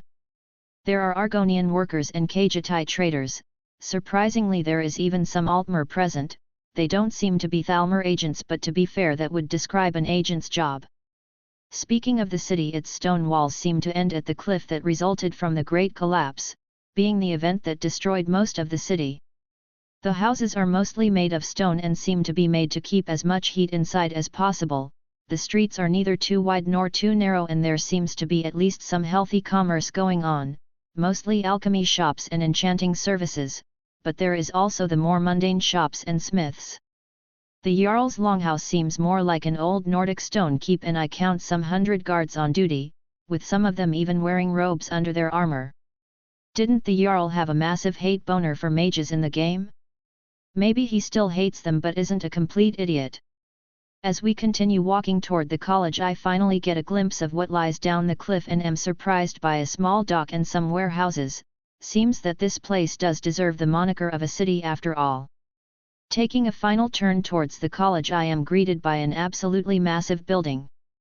The main circular section that made up the college is at least twice as large as the one in the game, with 3 more smaller ones connected to it via thick-walled passages in a triangular formation. The edges of the college plateau not taken up by buildings are covered in small parks filled with vibrant trees and flowers which they somehow grew in this accursed cold. The eastern and western circles have 3 tall and wide towers spreading outwards, with the central one having only one taller one which I guess belongs to the Archmage. The northernmost circle has no open space and is just a tall cylinder with only small windows and no exits at the top. I guess that this is either the library or a practice ground. Deciding to take a deeper look, I activate my third eye and am almost blinded by the amount of magicka radiating from the place. Taking some time to calm myself while clutching my head, I look again and see that every tower has its own aura. One is covered in what I can only describe as roiling thunder that is somehow burning and freezing at the same time. One feels like the void and honestly scares the shit out of me. The next seems to be a wall of iron and rock constantly changing between each other. This is the eastern wing. The western wing towers are a bit more subdued. One is glowing in a gentle gold light, the other is there but also not, and the last one's aura looks like innumerable dancing runes forming circles around each other. All of them overlap to make a massive ward that stretches all the way around the college in a ball shape, even below ground. A/N, eastern one is, N destertion E conjuration S alteration, while the western one is N restoration W illusion and S ritualism/mysticism. Guess that is how the place survived the Great Collapse. Hey. My companions look at me worriedly, but I wave them off, saying the wind got to me. Finally we reach the entrance and are greeted by a tall Altmer woman I recognize as Farelda. Before we go to greet her, I turn towards my orc friend. Well, we finally reached our destination. I guess this is where we part ways. It has been a blast traveling with you, my friend. He laughs with his usual gusto and says, indeed it has, my friend, but this is not the end of our adventure. When you are done drowning yourself in books, we will meet again to smash some skulls and slay more evildoers. Before turning to Morrigan, who gives him a much less enthusiastic farewell, his response is a grin and a wave. After Durek leaves, the two of us turn towards the college and start approaching the gate. We are finally here, time to grind like a madman. Morrigan looks at me weirdly before shrugging it off as more of my bullshit and following me. Durek Gro Barg POV. I wave to my snarky witch friend and get going. Whiterun won't reach itself. I still remember meeting them. I was barely making ends meet after being kicked out of the stronghold by my older brother. I tried hunting for food but could never catch the wildlife by surprise with my spear, even throwing it didn't work. I did manage to get some work at the woodmill of Riverwood, but it was still not enough. I am a growing lad and the money I made was just too little. Thankfully one night in the tavern I met my weird duo of buddies. Revine is apparently the descendant of great warriors who slew many foes, and has come to Skyrim to follow in their footsteps. While most orcs would consider magic the weakling's weapon, I know that it takes as much if not more skill to shoot fire or ice as it does to thrust a spear or swing an axe. He seems detached at times, almost as if staring at things that aren't there, but when the going gets tough he is there with you, swinging at your foes while burning them. Though at first he might be one of those selfish mage types, but as soon as he saw his tribe was in trouble he offered to help them without thinking. He seems to foresee trouble in the future and may Malakath damn me if I am not there helping him when it happens. Morrigan, the escaped Reach woman, seems arrogant at first glance, speaking down to most people and being very cynical. But underneath is someone hurt by betrayal and looking for safety. At first I thought her to be another selfish mage, but when we were spied on by the Dunmer woman in Whiterun and she immediately went to check if she was going to spread Revin's secret, I knew she was another true friend. Finally done with my reminiscing and thoroughly hurting my brain with all this thinking, I continue my journey to rejoin the companions. Truly they are the perfect band for me, they understand what life is. Drink well, fight well, and fuck well. Just as Malakath intended. The MCS stats at the end of Arc 1. Dagoth Revine. Age, 16. Race, Dunmer Sign, Mage.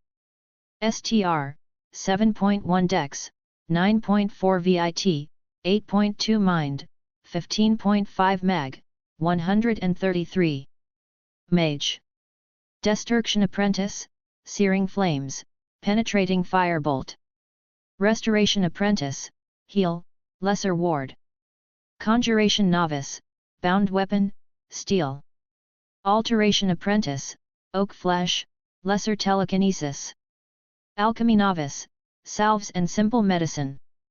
Enchantment Basic, Evaluation. Warrior. Sword Fighting Novice. Thief. Stealth Novice. Traits. Fire Blood, 50% fire resistance, 20% fire damage and control. Blood of Dagoth, Third Eye, prolonged lifespan. Third Eye, a metaphysical eye with which you can perceive magicka. Minor Blessing of the Warrior, you learn warrior skills slightly faster. Minor Dunmer Paragon, Dunmer that learn of you will tend to have a positive opinion of you. A/N, this marks the end of the first arc. Thank you to anyone who has taken the time to read this. Also, if you have some and have liked what you've read, send me a power stone. I've also removed the percentage progression from the system tabs, as I feel it is better if I describe the minor progress instead of cluttering the story with system notifications. I will be taking some time tomorrow to really think on the whole magic system and how I want it to work, and the next chapter should come out on Sunday or Monday. The next arc will be mostly about the MC learning about magic and getting stronger, but don't worry, it won't all be him grinding in the library. There will be some dungeon delving and also some new faces as well as an unexpected permanent companion. As for the whole romance talk, the more I think about it within context, a harem would make little sense. The MC has already had a large family and is over a century old mentally. Also, he grew up in a place where polygamy is considered weird at best, and in Tamriel only orc warlords really have more than one spouse, that I know of. I still haven't decided anything, but I am leaning towards the no harem route. Chapter 12, Chapter I, Entering the College. As we approach the gates of the thankfully fully walled bridge of the college, I take in the sight of the one guarding it. She is a very tall Altmer woman with long orange-brown hair, and more interestingly her eyes seem to glow with constantly dancing lightning. She appears disinterested in us, not even giving her full attention, and says in a bored tone, "If you are here to complain about the college, please for the love of Julianos just go to the Jarl's Court, wizard." I fake cough and say, "Actually we were hoping to join the college. Me and my companion have been traveling for some time in hopes of learning the secrets of magic." Hoping that my fake reverence might actually make her listen. She finally turns to us fully. You both seem young but have already reached a good level of magicka. Fine, I will never say no to prospective new students." She says with some barely noticed enthusiasm, "The test is rather simple. You tell me what you think you are best at while also mentioning all your other skills. I test your application of that knowledge. Keep in mind that the tuition for a novice is 300 septims, a good 2 months' pay for laborers, and while you can earn it inside of the college after your entry, the first one will have to be paid in full." Oof. That would leave us almost destitute, but thankfully we are both apprentice-level mages. Morrigan and I nod to each other and I start explaining my skill set. I am capable of apprentice-level destruction and restoration with minor skill in alteration, conjuration and alchemy. I can also identify enchantments pretty consistently. She nods and starts writing it down. "Very well. Name?" "Revine." She seems dissatisfied. Full name please, there are wards to detect such things for new applicants. I sigh and hope this doesn't turn into a shitstorm. Ravine of House Dagoth. She looks at me with immense curiosity, almost non-metaphorically burning into me with her eyes. Interesting, very interesting, and now I no longer feel safe. After some time staring at me like I am a very fun new trinket she just discovered, she turns to Morrigan. Your skills and name please. Morrigan hesitates for a second but still says Morrigan of the Reach, Apprentice Destruction and Alteration with some Restoration and Apprentice level Alchemy. She seems less willing to dissect my friend than me, but there is still some curiosity. It has been a long time since we had one of your people in our halls. I hope there will be no issues with the rest of the student body. The last part is said with some threat. Morrigan shakes her head quickly and starts to say something before I interrupt her. Both of us have come here to learn and become more powerful. As long as our origins aren't shouted out at the town square, we will be just another pair of students. Farelda looks at us for a second, then nods as if not caring in the slightest. She was probably obligated to say that anyway. Who cares about apprentices burning each other to death? It's to fuel their growth, I am sure. Note the sarcasm. Very well, let us proceed with the examination. We are asked to show off our skills, with me being the first. I use my improved flames and firebolt, which seems to genuinely impress her, probably because she is the resident master of destruction magic. I quickly show off my bound blade and oak flesh combo, finishing with a ward that seems sturdier than when I first learned it. Morrigan shows off her cryomancy, surprising me by casting an ice shard, followed by her roots spell and the small bit of restoration I forced her to learn. Farelda nods at us and says with just a tiny bit of praise in her voice, very good. You are both eligible for the rank of apprentice, so the tuition will be halved. You will however be expected to complete a bi-monthly task for the college until you advance further in rank. I start to ask but am quickly interrupted. Don't worry, you will be paid for said tasks, and as you will be earning the college reputation with most of them, a sum will be taken off your tuition for every task you accomplish. I nod and wait for her to direct us where we need to go. You will now follow me to the central square of the college. Our master wizard Mirabelle Irvin will show you to your assigned quarters and explain the lessons you will be taking. We nod and follow her. The walk on the bridge is quiet with seemingly nothing happening around us. Being curious, I activate my third eye and see a bunch of wards constantly scanning us as we pass. Fuck, I wouldn't ever want to attack this place. As we cross the threshold into the largest circle of the college, the entire atmosphere seems to switch from cold and windy to perfectly temperate and calm. Looking around, I see a massive statue of Shalitter at the center. Behind it is what I remember as being the entrance to the Archmage Tower and Library. To my sides I see the passages to the other sections, with the circular wall seeming to be the dormitories for both professors and students. There are far more people than I expected milling about, talking to each other and just generally relaxing. No one seems to be casting any magic, which I guess is reserved for a practice area. We are swiftly led towards the side of the main tower, where I see a short Breton woman that seems to radiate magicka, talking very heatedly with a high elf wearing gaudy Thalmor robes. As we approach, the Altmer walks off, seemingly angered by whatever he was told. Mirabelle looks up at us and smiles lightly. Ah, some new students I see, then turns toward our escort. I trust you tested them already?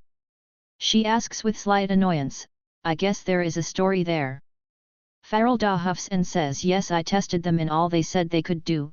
Both are apprentice level in destruction with additional skills that would qualify them anyway. Good. We wouldn't want a repeat of what happened a year ago. She trails off before continuing. You two are in luck. The classes will be starting in 2 days. The first class will be held by the Archmage and you are expected to be present. There will be no tolerance for tardiness. She finishes sternly before pulling out 2 bracelets with the symbol of the college. You will be required to wear these at all times you are at the college, except within your own rooms. They are keyed into the wards.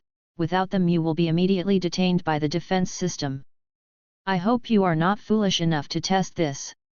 We both quickly nod, which seems to satisfy her. After you have reached the rank of adept you will be able to commission custom robes for yourselves, but for now this will have to suffice. She looks at our robes with some dissatisfaction. Follow me to your new dormitories. There are 5 more new apprentices this year, but don't worry, everyone will have their own room. If you can't all get along, just keep in mind to keep all disputes below a certain level. There is enough trouble and suspicion with the locals as is. We don't need a bunch of apprentices blowing up the nearby houses when they get into a pissing match. Surprisingly crass for the oh so noble Bretons. Hey, but I get it, she must be really tired from all the shit she has to deal with. The now agitated Farelda excuses herself and probably goes back to her bridge guard duty while we follow Mirabelle. This whole situation kind of takes me back to my college days. I just hope I am not stuck with assholes again. Back then I could do nothing to them except talk back. Now I have fire at my fingertips and the will to use it. Chapter 13, Chapter 2, Settling in. A/N, introducing some new characters. I didn't want to reuse the ones from the game, they would also start later anyway, so I just made a bunch of originals. Toss me a stone or 20 if you've liked it. The inside of the dormitory is dimly lit in an ethereal blue coming from the lamps on the walls. There is a main hall area with a kitchen and some tables surrounded by 10 rooms. Mirabelle points us toward 2 of the rooms and leaves to get back to whatever she was doing before we interrupted her. We split up and start exploring. The room is spacious for what one could expect as a student. There is a bed, some shelves, and a table, all of seemingly good quality. There is also a couple of books filled with beginner spells for all of the different schools of magic. When I am done with exploring, this should keep me occupied. I take my time to sort my meager possessions and decide to look around and possibly meet my fellow apprentices. Entering the previously empty main hall, I notice 2 Nords, one male and one female, talking to each other animatedly about something. They notice me and the man quickly waves me towards them. They both look very similar, with blonde hair and blue eyes. Twins, I guess, as I greet them. Hey there, I am Revine. My companion and I joined the college sometime earlier. I am guessing you are our fellow apprentices. I say while pointing to Morrigan, who has joined us after hearing the conversation. She also introduces herself to them. He smiles at me and says I am Bor, and this is my sister Brienne. She waves at us. We joined the college a day before the 2 of you and were just discussing the first lesson. Apparently the Archmage himself will be holding it. I wonder what it will be about, some secret magic or maybe even a recipe for luck. His sister smacks him on the head while giggling. No, you idiot, of course he wouldn't, that would be irresponsible. I let out a quiet laugh. Well, I wouldn't say no to a luck potion, but your sister is most likely right. I am guessing he will teach us something basic and universally important. We will know in 2 days anyway. What brings the 2 of you to learn magic? Please do take no offense, but while this is Skyrim, it is rare for Nords to actually try. Hearing my words, they both frown before Brienne speaks up. It is true that most Nords look at magic with disdain, but some families are still known for following the old ways of our people. For example, our clan the Flameheart have been renowned defenders of Dawnstar for centuries now. I nod at this. I see. Please forgive my dumb question. I am new to Skyrim and the reaction among your people to mages is usually neutral at best. Bor chuckles at this. I wouldn't be surprised if some of the idiots called us elf lovers or something equally idiotic for using the thing that is in every one of us just so they can feel better about their own inadequacies. Brienne seems saddened by his words but doesn't correct him. All of us turn silent as the atmosphere turns slightly awkward when Morrigan of all people says with genuine curiosity, so what spells do you know? We spend some time discussing our skills and what we want to learn at the college. The Flameheart clan is a clan of renowned destruction mages but is also known for their healing skills. When I mention my modifications to my pyromancy spells, they both seem surprised. How did you manage that? Controlling magicka to that extent at our level should be almost impossible. Even the brightest mages take years to modify their spells. Bor asks, his brows furrowing. Thinking about it, magic control has always been way too easy for me. At first I thought it might be the talent I got combined with the mage stone, but after hearing Bor's explanation I think back to every time I have been modifying my spells. It seems that I have been activating my third eye and using it to guide the magicka instinctually. Do I have a weird magic byakugan or something, or is having a visual aid just that helpful? Well, whatever it is, it has helped me immensely already. I don't know what to tell you. I guess it's just Dunmer being good at fire control. I pretend like he didn't already know that. No reason to air out all my secrets to people I just met.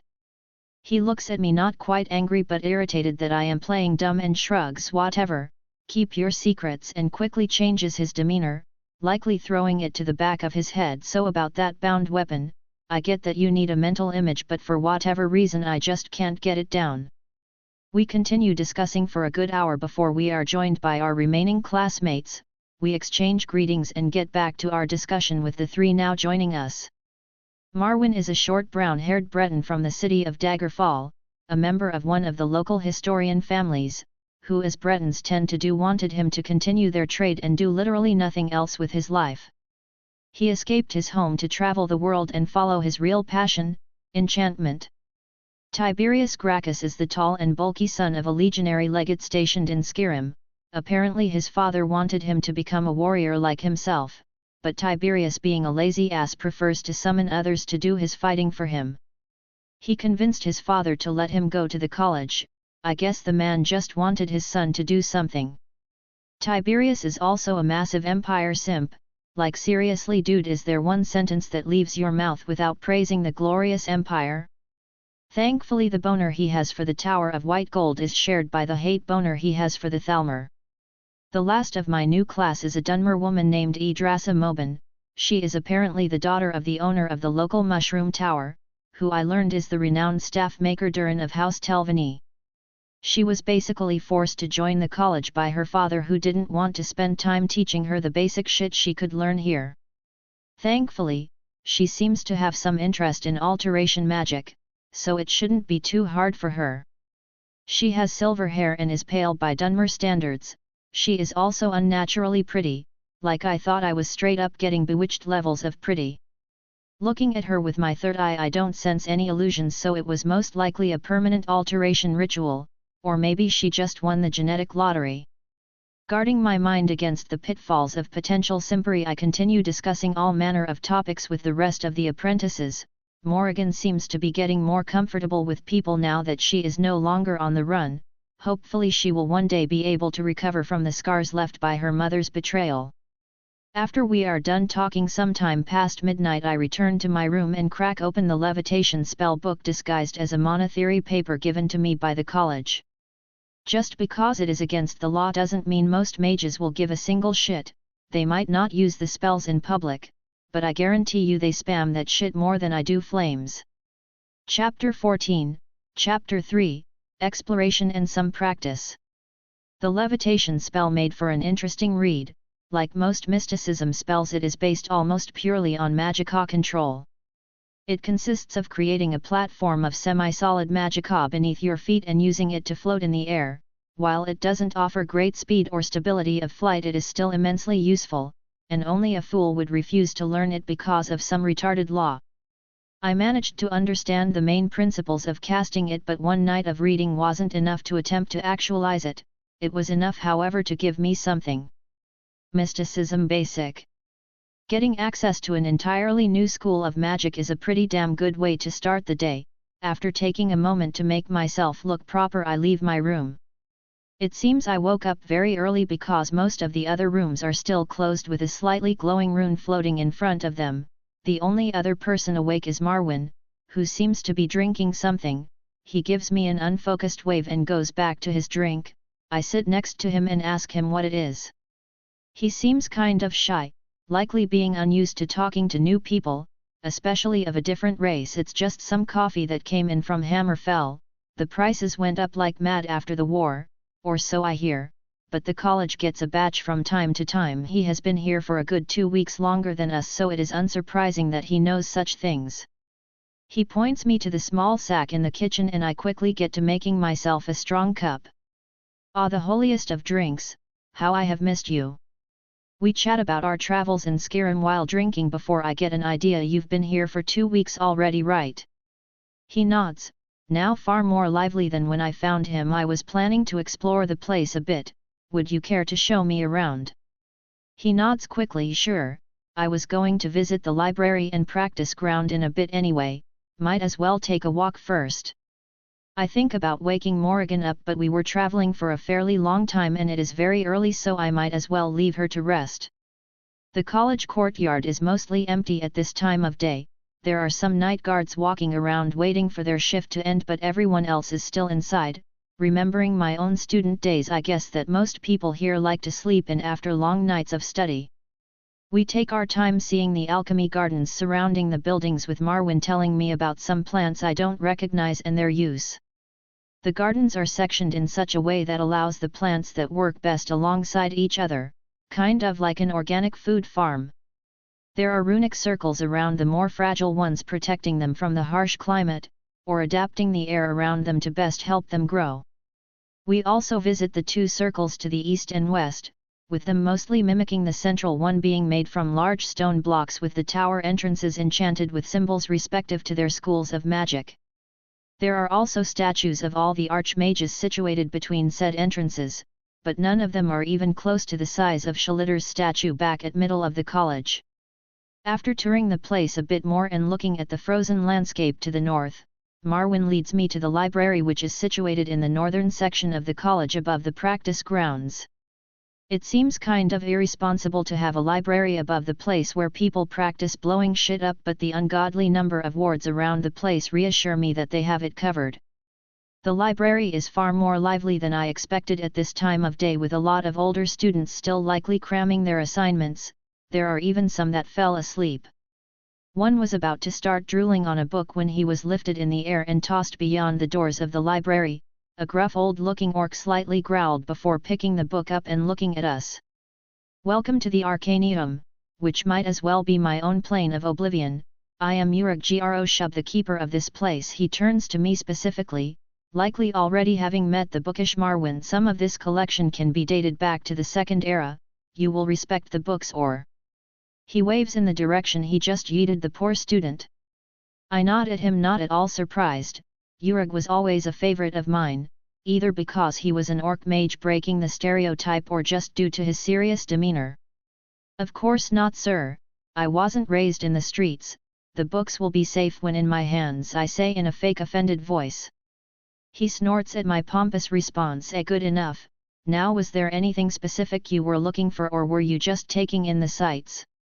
Guess that newcomers tend to do that. Keep in mind, I would recommend waiting for the start of the lessons so you don't take on too much material at once. I take a second to think about my response and finally answer. I was looking for techniques that might improve the control and reserves of my magicka. The spell books provided in my room will keep me occupied for some time, but expanding my foundation is best started as soon as possible. He nods at this, pleased. Good. Most fools just want to learn how to throw fireballs, and then you tell them they have to actually not suck first. He snorts. Follow me.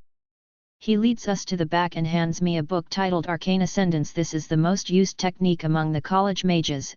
At first it might seem simple, but that is for good reason. Every mage modifies the process to further improve their chosen fields, with the benefits growing the more you personalize and perfect it. Make sure to be very careful of how far you decide to push yourself. Overdoing the exercise will hinder you more than help you. I thank him, and with a nod he returns to whatever he was reading before we arrived. Marwyn grabs a book on Nordic enchantment techniques, as I start reading the manual. The application is as simple as the resident orc librarian had said. You take in magicka from the atmosphere and suffuse your entire being in it, essentially adapting your body to containing more of it, while also having to keep control of any outbursts which will hurt a lot. It is recommended that one doesn't spend more than 2 hours a day practicing it, as any more leaves one lethargic and unfocused until they rest. I reread the diagrams a couple of times, and after informing my new friend, headed to the practice area. The inside of the now named Hall of Refinement is very simple looking, once again being a large circular room surrounded by more rooms intended for practicing specific kinds of spells. I quickly notice one intended for my training in the mysticism section of the room, and enter it. Inside there is a small instruction manual explaining that the room will alert me after 2 hours have passed. After calming my mind, I sit down and start practicing the technique without using my third eye as an experiment. Controlling the flow of magicka outside of my body is very easy as always, but the moment it enters me it feels like trying to swim through sand. Sighing at my perceived failure, I activate my third eye and try and look within myself. The experience feels very unnatural, I can't quite see the inside of myself, but I can definitely feel it. Using the eye as visual aid, I try guiding the magicka again, and this time I manage to, while still with some difficulty, properly cycle it through my body. The process is not quite painful, but still feels very weird and uncomfortable. I quickly notice that the space behind my forehead is taking up the lion's share of the magicka and sigh. I guess that even a great gift has some drawbacks, but then again this gives me hope that the eye could be improved with enough refinement. Time passes incredibly quickly and I find myself woken from my trance by the flickering light of practice room. Guess I got too into it. Checking my progress, I am pleasantly surprised. Mysticism Novice, Arcane Ascension, Beginner. VIT, 8.2 equals 8.5. Mind, 15.5 equals 16. Mag, 133 equals 140.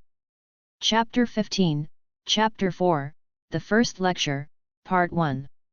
After my first brush with becoming a young master, I returned to the Arcaneum to find that Marwyn was now joined by Tiberius. The two were discussing the dangers of summoning Daedra while looking through a book on the topic. I went to Urug to thank him for his recommendation and asked if he had any books on Duels.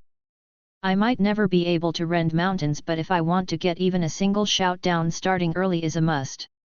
Sure, we have some old tomes on it. A warning though, many have tried to make heads or tails of what to do with it, and the furthest someone got was minor enchantment applications. There were some that managed to learn a word or two for shouting, but it was rarely worth the effort. The librarian says in a grumbling tone. I nod and say, well, it will at least make for an interesting read, and who knows? I might get lucky. He scoffs and waves me off. The book I started with was more a dictionary than any kind of instruction manual. There were only the words in Duva and their presumed meaning when translated to Tamrielic. My main goal with the dragon language was to learn the slow time shout. The rest might be more destructive or impressive, but giving myself more time to spam spells like a madman will always trump those advantages. Hopefully my relative age will give me an advantage in learning it. The hours quickly passed while I was immersed in the book until Morrigan found me. You could have waited for me before exploring, you know. She says, annoyed. And when I got up you were still asleep. We were traveling for a long time and I thought you might need the rest, I say, not turning from my book. She narrows her eyes. And since when am I so delicate that I can't get up in the morning? I sigh and finally look at her. Morrigan, even ignoring my previous words, is it so weird that I chose not to drag you everywhere I go? She is silent for a couple of moments before she shakes her head and sits across me. No, I guess it is not. She goes to say something else but stops herself. Listen, I am not going anywhere, but you need to decide what you want to do now that you are safe. I have my own ambitions and goals, and just following me around can't be the extent of yours. She frowns, deep in thought for a good 10 minutes before saying, yes, you are right. The entire time I was only thinking about running away, not what I was going to do afterward. I smile. Good, I am glad you understand. We chat about our discoveries about the college for a short while and I show her the Arcane Ascension book. She seems interested in it and leaves to try it out. The rest of the day I spent reading, walking around, or relaxing in the gardens. Today was Morndays, the 4th of Frostfall, or Monday, October 4th for those uninitiated, which marked the start of the lessons for new apprentices at the College of Winterhold. We gathered in the Hall of the Elements, or the lecture hall as it was known to most people. The 7 of us were joined by some older apprentices along with a couple of professors who were most likely there just to show themselves so we can remember them. There was a lot of excited murmuring among the students, but I remained mostly quiet. After waiting for a couple of minutes, a tall Dunmer man wearing the bluish-purple robes of the Archmage walked in from the side and everyone quieted down. He took a couple of seconds to see if everyone was present, nodding at the older students seemingly satisfied by their presence. He spent a good minute looking over us newbies and then checking his notes, most likely confirming something when I felt a spell brush over all of us. Looking at the source with some caution, I found out that the Archmage was scanning the new students, irritating but understandable. When our eyes met, his eyebrow rose and he gave me a small smile, before he finally fake coughed and started his speech. I am happy to see so many new faces this year. I am Savos Aaron, the Archmage of this college. The magical arts are as old as history, and it gladdens my heart that you all have decided to delve into their mysteries with us. The things you will learn here will last you for a lifetime, several if you are talented. He pauses for a bit after his intro. I will begin by giving some ground rules. The research into any school of magic is not strictly prohibited on college grounds. However, if you break the law of the land in an attempt to further said research, the punishment will be severe. At this he flares his magical presence at us and I am blinded for a second. He continues as if nothing happened. Any dispute between college members will be solved either by mediation of a senior member or, if that fails, a non-lethal magical duel. Let me reiterate that, under no circumstances are you to permanently harm a fellow member. Finally, every mission taken by a student will be checked and verified multiple times to ensure its required skill level. There will be no complaints when you accept an assignment. He takes break from speaking and drinks some water while the other students start murmuring excitedly once again. Another fake cough interrupts them. Now that the unpleasant rise are out of the way, I will explain the course of your education. The college prides itself in the freedom of its members. There are some essential skills that you will have to pick up during your first year along with a more rigid lesson program, but afterwards you will be able to choose whatever you wish to do with your time here. The things I require from everyone consist of learning all of the spells provided in your rooms. For those who didn't have the time to look through them, these are spells from every school of magic, the mastery of which will allow you to survive most encounters or at least run away. He looks toward the disgruntled Nords present among us. Now I know that running away isn't the most honorable thing, but we aren't warriors here, we are scholars, and while we might be able to cause great destruction, sometimes a retreat is the better choice. They all seem to be at least somewhat placated by this. Back to the program. Alongside learning these spells, you will also take the time to visit every class held during the next 2 weeks, and after being introduced to everything that is offered to you, you will choose what you wish to focus on. The limit will be 3 schools, and before some of you start complaining, no, I don't care how hard-working you are. Some things take time, and I will not have you blowing yourself up or turning into catgirls because you can't show some damn patience. There is definitely some fun history there. He takes a second for his words to sink in, and before some idiots can start complaining despite them, starts introducing the professors to his side. I recognize some of them, but knowing I will meet them later, I only half listen to the introductions. Now that the formalities are out of the way, it is time to begin the lesson. After saying that, he seems to suddenly turn into another person as his inner nerd awakens. I will start with a rather simple question: what is Magica? Chapter 16, Chapter V, the first lecture, Part 2. What is Magica? Tiberius raises his hand at this, and the Archmage points at him. It is the fuel we use for our magic. He says, somewhat unsure. Savos nods. True, when it comes to application it is indeed the fuel to our fire, so to say, but what is it? Anyone else? He looks around the room and points to Marwyn, who is still as shy as yesterday. Is it the energy that makes up a being's spirit? While it doesn't make the entire spirit, it is the thing that gives it weight, he says with air quotes. But that is merely one of the things that it is. Does anyone else have an idea? I try to remember either from my previous or current life and hesitantly raise my hand. He nods my way and I speak. It is the raw energy that permeates all of existence, it is the building blocks of reality, and when focused can be directed to change said reality. He seems to agree and nods. Indeed, it can be called that and can be used to alter the world, but it does have limitations. He turns toward the other Dunmer in our group who rose her hand. And what do you think, Miss Mobin? She calmly says it is the cosmic energy flowing from Aetherius to Mundus through the sun and stars, left behind by Magnus after the creation of our world. It is, as my colleague said, the material from which the world itself was made. The Archmage seems satisfied with our collective answer. Indeed, Magica, being the allied word for magic or mana as some cultures call it, is all these things and more. It is the tool that we use to become more than what we were born with, and with which we ascend beyond the mere mortals who fear and loathe us. It is also a drug so addictive that skooma might seem like a morning snack in comparison. Very dramatic, but also true. The feeling of it flowing through your body is like a constant high, no wonder most mages are depicted as cackling madmen. That is exactly why you must remember that while it is a great gift and power, it is also a great burden. Don't let the meager strength you achieve get to your head and lead you down a path of foolishness or into the maws of beings far more powerful. Without context, this is just a boring with great power speech, but knowing his backstory, he really does just want us to be cautious and not get ourselves enslaved by Daedra or worse.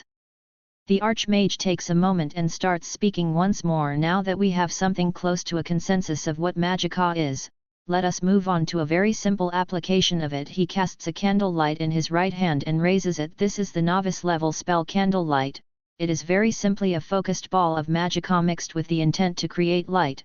I want all of you to try this. We all immediately get to casting. Yggdrasil and the twins manage it immediately, likely having already learned it. I take some more time trying to get the intent part of the spell right, but am soon successful.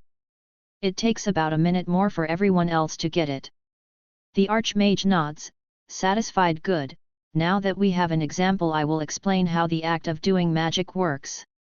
As you might have learned from doing any spell, magic consists of three main elements: the will to enact it, the energy to fuel it, and the intent to guide and shape it. He starts walking around while showing us illusions to best help us understand his explanation. The most basic applications of magic start simply with an intense wish to do something. This can best be shown by the flames spell. You desire to burn something, the Magicka within you reacts and is transformed into flames. This is how the first allied sorcerers learned magic. Over the millennia, the study of magic has become more and more advanced and complex until at one point mere intent could no longer suffice. That is when mental images, self-hypnotism, and finally runes came into play. The mages of old realized that creating an association in one's mind and then using said association to direct a more complex spell can produce far better and safer results than merely wishing something hard enough and ramming a shipload of Magicka into it. There are many different runic languages across Tamriel usually applied in enchantments, but for spell casting most mages use the arcane script, which was created over millennia of trial and error. He creates a large illusion showing over 100 symbols written in a similar style. I raise my hand and he nods at me. So why haven't some of us had any interaction with said script? We are already apprentice mages, there should have at least been a hint of it. He thinks for a second before asking, have you ever read an adept spell book? I shake my head and he nods in confirmation. Then that is why you haven't yet had any interaction with it. Most spells below the adept level do not need the arcane script, and to be fair, it is very difficult to find the script itself written down beyond a learning institution or an old magical family. Any copy of it is usually confiscated for even the most minor of infractions to keep it from the wrong hands. Well, in most places that is. Trying to take it from a Telvanni mage usually results in explosions or an army of Daedra. We share a chuckle with Yggdrasil joining us. It's a shame that most of my father's stuff got disappeared after he died, but I guess old Bobby didn't want to give me an entire library's worth of spells without any effort. The Archmage continues his explanation. After a very long time of using the arcane script, the world itself started associating certain symbols with certain effects. That is why we don't need to spend years training our subconscious to use the script. Thank fuck for that. Now for the best part of any learning experience. He spreads his arms over dramatically. My fellows seem excited, but I already know where this is going. Homework. Sigh, yup. Everyone deflates faster than a Thalmor does a racism, while the professors quietly laugh at our misery. The Archmage continues, I want all of you to memorize the entire script by the end of your first year. It is a long-term project, yes, but if you want to keep up with your peers you will need to be able to read, write, and most importantly understand the arcane script, otherwise learning anything above low adept spells will be extremely hard, and not to mention the casting being incredibly inefficient. The students accept their fate and the lesson soon ends with the Archmage waving at us almost mockingly. Guess he experienced something similar when he first started out. Oh well, if he wasn't at least a bit petty I would think him unworthy of a position of authority. Most of the apprentices head back to the dormitories while I head off towards the library. if I have to learn some squiggly lines to become powerful, I will learn the damn squiggly lines. Chapter 17, Chapter 6, Conjuration and Familiars. Spending an entire afternoon memorizing a new language was not something I expected I would have to do when I started my magical journey. Now I understand why mages in most places are considered to be the nerds. This shit takes some willpower to read. It is not that difficult, but I can already see myself spending a few months of concentrated effort understanding it. At first, it looks just like any other mystical script you might see in a fantasy setting, but after looking through it a bit, it is almost like a programming language.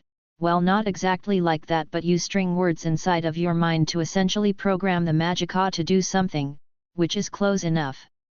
After forcing myself through the driest reading experience of my new life, I headed to the practice ground and completed today's magicka exercise. The spells that the Archmage said we would have to learn don't seem to be too complex or demanding. There is the Heal, Lesser Ward and Oak Flesh, a sensible choice for not dying in seconds, but I already know these, so I move on. We are also required to learn the base attack spell of all three main destruction elements, along with the calm and anger spells from the illusion school. There is a note that the conjuration spell will be given to us at the class for safety reasons. What does surprise me is the mark and recall spell book lying among them. After quickly reading through it, it does seem to have some limitations not mentioned in the games. The mark can only be placed on a pre-prepared spell circle, which is noted to already exist under the carpet of my room, and takes a whole 10 minutes to cast, with it sucking out the reserves of an average adept. It can be cast by someone with less magicka, but they would be bedridden for a good 3 days on average. Still a very useful last resort to have in my pocket. The next morning I spent chatting with my fellow apprentices while partaking of the holy caffeine. Today we will be having a lesson in conjuration, and Tiberius seems to be the most excited among us. The man has made it his mission to get an army of minions, even if it is the last thing he does. We all discuss yesterday's lesson with the Archmage, and I start complaining about how annoying and difficult the arcane script is, blowing it way out of proportion. The scared faces on most of my fellow students are a balm for my soul. Morrigan seems to sense my bullshit but stays silent, her eyes filled with mirth. A/N, playing around with POVs again. Do tell me your impressions, and yes, some of the college characters will be modified to better adapt to my headcanon of how powerful and odd master mages are. General POV. As the students enter the bottom floor of the Conjuration Tower, they are greeted by a balding, skinny, and old Breton man. The Conjuration professor feels like he has already died to Revine, but he wisely keeps his mouth shut. The voice of the man is a raspy and dry thing. Welcome, apprentices. He seems to take his time with every word. I am Phineas Jester, master of conjuring and necromancy. This man gives not a singular shit. Hey. At this, some of the apprentices are startled, especially the Nords. The master necromancer raises his hand and continues in his monotone, before you start accusing me of ancestral defilement, know that I take great care about who or what I raise, and can confidently say that all that have suffered at my hands have most assuredly deserved it. It takes him almost a full minute to say this, which seems to work in his favor, as everyone seems to have forgotten his introduction. Revine thinks otherwise, detecting the mass calm spell that hit them. The feeling of getting magically calmed is odd. You still have your thoughts, but it is almost as if the very idea of committing any kind of aggression seems foreign, which makes it even more scary. Guess illusion isn't a waste of my time after all. His thoughts are interrupted by the professor's continued speech. As you can see, I do not share the Archmage's flair for dramatics, so I will get to the core of the matter. Thankfully he decided to speed up his speech, or they would be here all day at this rate. Conjuration is the art of binding spirits or daedra to one's soul.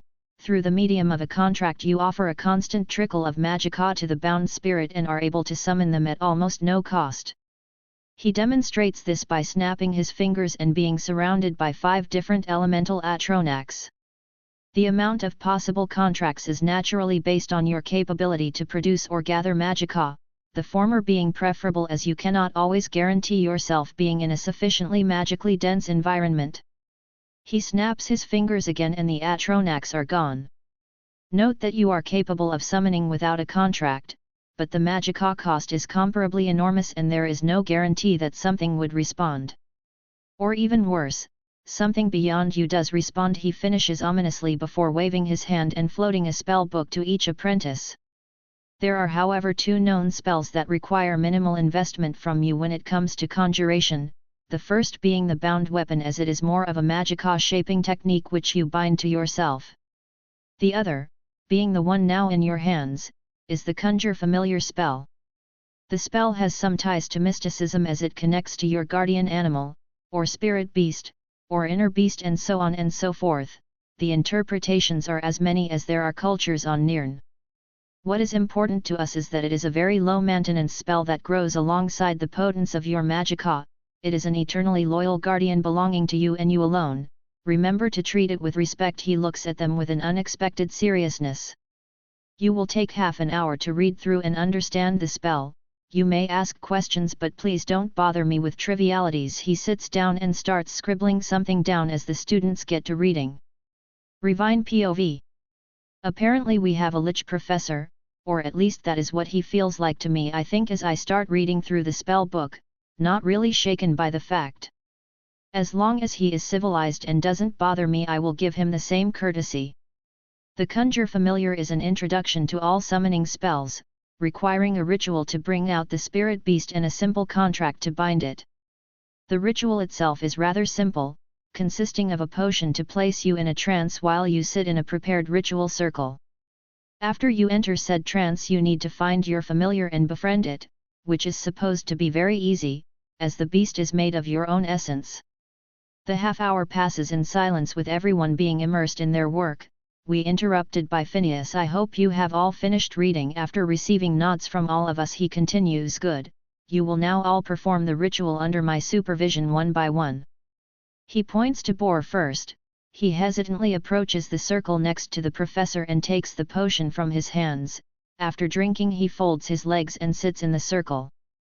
Nothing happens, and for a good 5 minutes everyone is silent, until the howl of a wolf is heard and a large grey wolf materializes in front of him. After giving a reserved congratulations to the elated Boar, he calls me forward. I take the potion and sit down. After drinking, I start feeling woozy and disoriented, not even my third eye being able to bring me back into focus. Soon I find myself in a small park surrounded by concrete buildings. In front of me, giving me a curious look, there stands A/N, get cliffhangered. But seriously, while writing this I couldn't really make a choice, so as any good procrastinator I left it for the me of tomorrow to deal with. Do give me some suggestions, nothing too outlandish please. Also, anyone have any idea how to properly set up the upload timer? I set the previous chapter up for 2 in the afternoon, but it published itself in the morning. Since I will be having a Reichenki exam on Monday, this will be the last chapter for this week. Also, I think I will be uploading about 5 chapters a week from now on. Chapter 18, Chapter 7, Scorch. I find myself in a small park surrounded by concrete buildings. In front of me, on the branch of a tree, there stands a large ash-colored hawk. Immediately I get the impression it is not a simple bird, as the tips of its feathers are constantly flickering with tiny flames. He, and somehow I am certain it is a he, is looking at me with what I feel is patience mixed with a childish curiosity. Hey there little guy, I hope you weren't too lonely waiting for me. I approach and offer my hand to carry him. He looks at me for a bit longer, then chirps happily and jumps on my shoulder, thankfully somehow not cutting it up. I start walking around what I now recognize as my old town, or at least the representation of it in my mind. The bird on my shoulder seems content to look around the unfamiliar place as I take my time reminiscing about my old life.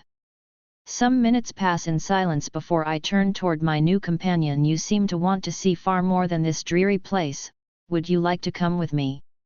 He is immediately excited and nods rapidly, suddenly sprouting a bit of fire around him and scorching my robe. My eye twitches. Just for that I am naming you Scorch. The damn bird has the gall to huff, or well, the closest bird approximation to huffing. Oddly, he seems to not mind the name, he is just annoyed that I am being pissy. How do I know this? It seems that we have formed an empathic bond. We can't quite speak to each other but can understand each other's thoughts, which might even be better. He also seems to be as intelligent as a mortal child. I look around one more time, burning the memory into my brain, and finally turn to my new friend. This place is making me depressed, let's get going. Scorch nods and pecks my shoulder, drawing a bit of blood. Soon he disappears in a cloud of ash and I feel another presence inside of my Magicka reserve. After a couple of seconds my thoughts become muddled and I lose consciousness. Soon I find myself sitting on the ground with a weight on my shoulder. Scorch apparently joined me while I was getting my bearings. Phineas seems satisfied with my results and congratulates me before calling forth the next apprentice. The rituals take about half an hour before everyone is done. The presumed lich speaks up. Good, at least you aren't incompetent enough to muck up meeting your spirit guardian. Now, to reiterate, your familiar will grow alongside your own magical power, meaning the more magicka you have the more the familiar can take for itself when you aren't using it. Familiars also have an added benefit of forcing your body to get used to constantly producing magicka so it can keep up with the consumption, meaning it will speed up the growth of your reserves. As you can see, it is a very symbiotic relationship, which is why you will treat them with respect as they will never abandon you. We all nod. Everyone already feels the bond with their familiar and would likely not be an ass regardless of what the professor said. Good, I recommend to all, if you haven't already that is, to get a copy of Arcane Ascension from the library. The added magicka will be needed if you ever want to be even a slightly accomplished conjurer. For those of you who wish to touch upon the art of necromancy, do remember to study soul manipulation from the mysticism school, and keep in mind that only adepts and up are allowed to even attempt to try playing with the dead. Most of the students seem disinterested, some are even offended, but oddly enough there is a glint of curiosity on Marwyn's face. Not long after this speech the class ends and I head to the library to get back to learning the arcane script. I am joined by everyone except Tiberius, who seems to be too taken with his first minion, a large saber cat, and is now rushing to buy her treats.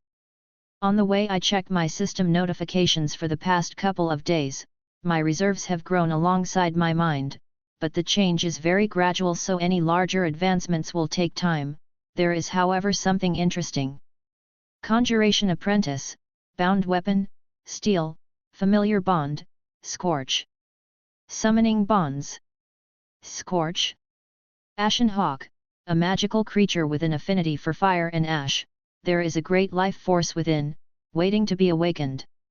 Abilities, can detonate into flames and ash, burning and blinding all caught in it. Restores itself far faster than other familiars after being banished, an hour instead of a day. Apparently Scorch is no mere fire chicken. I better not ignore his progress.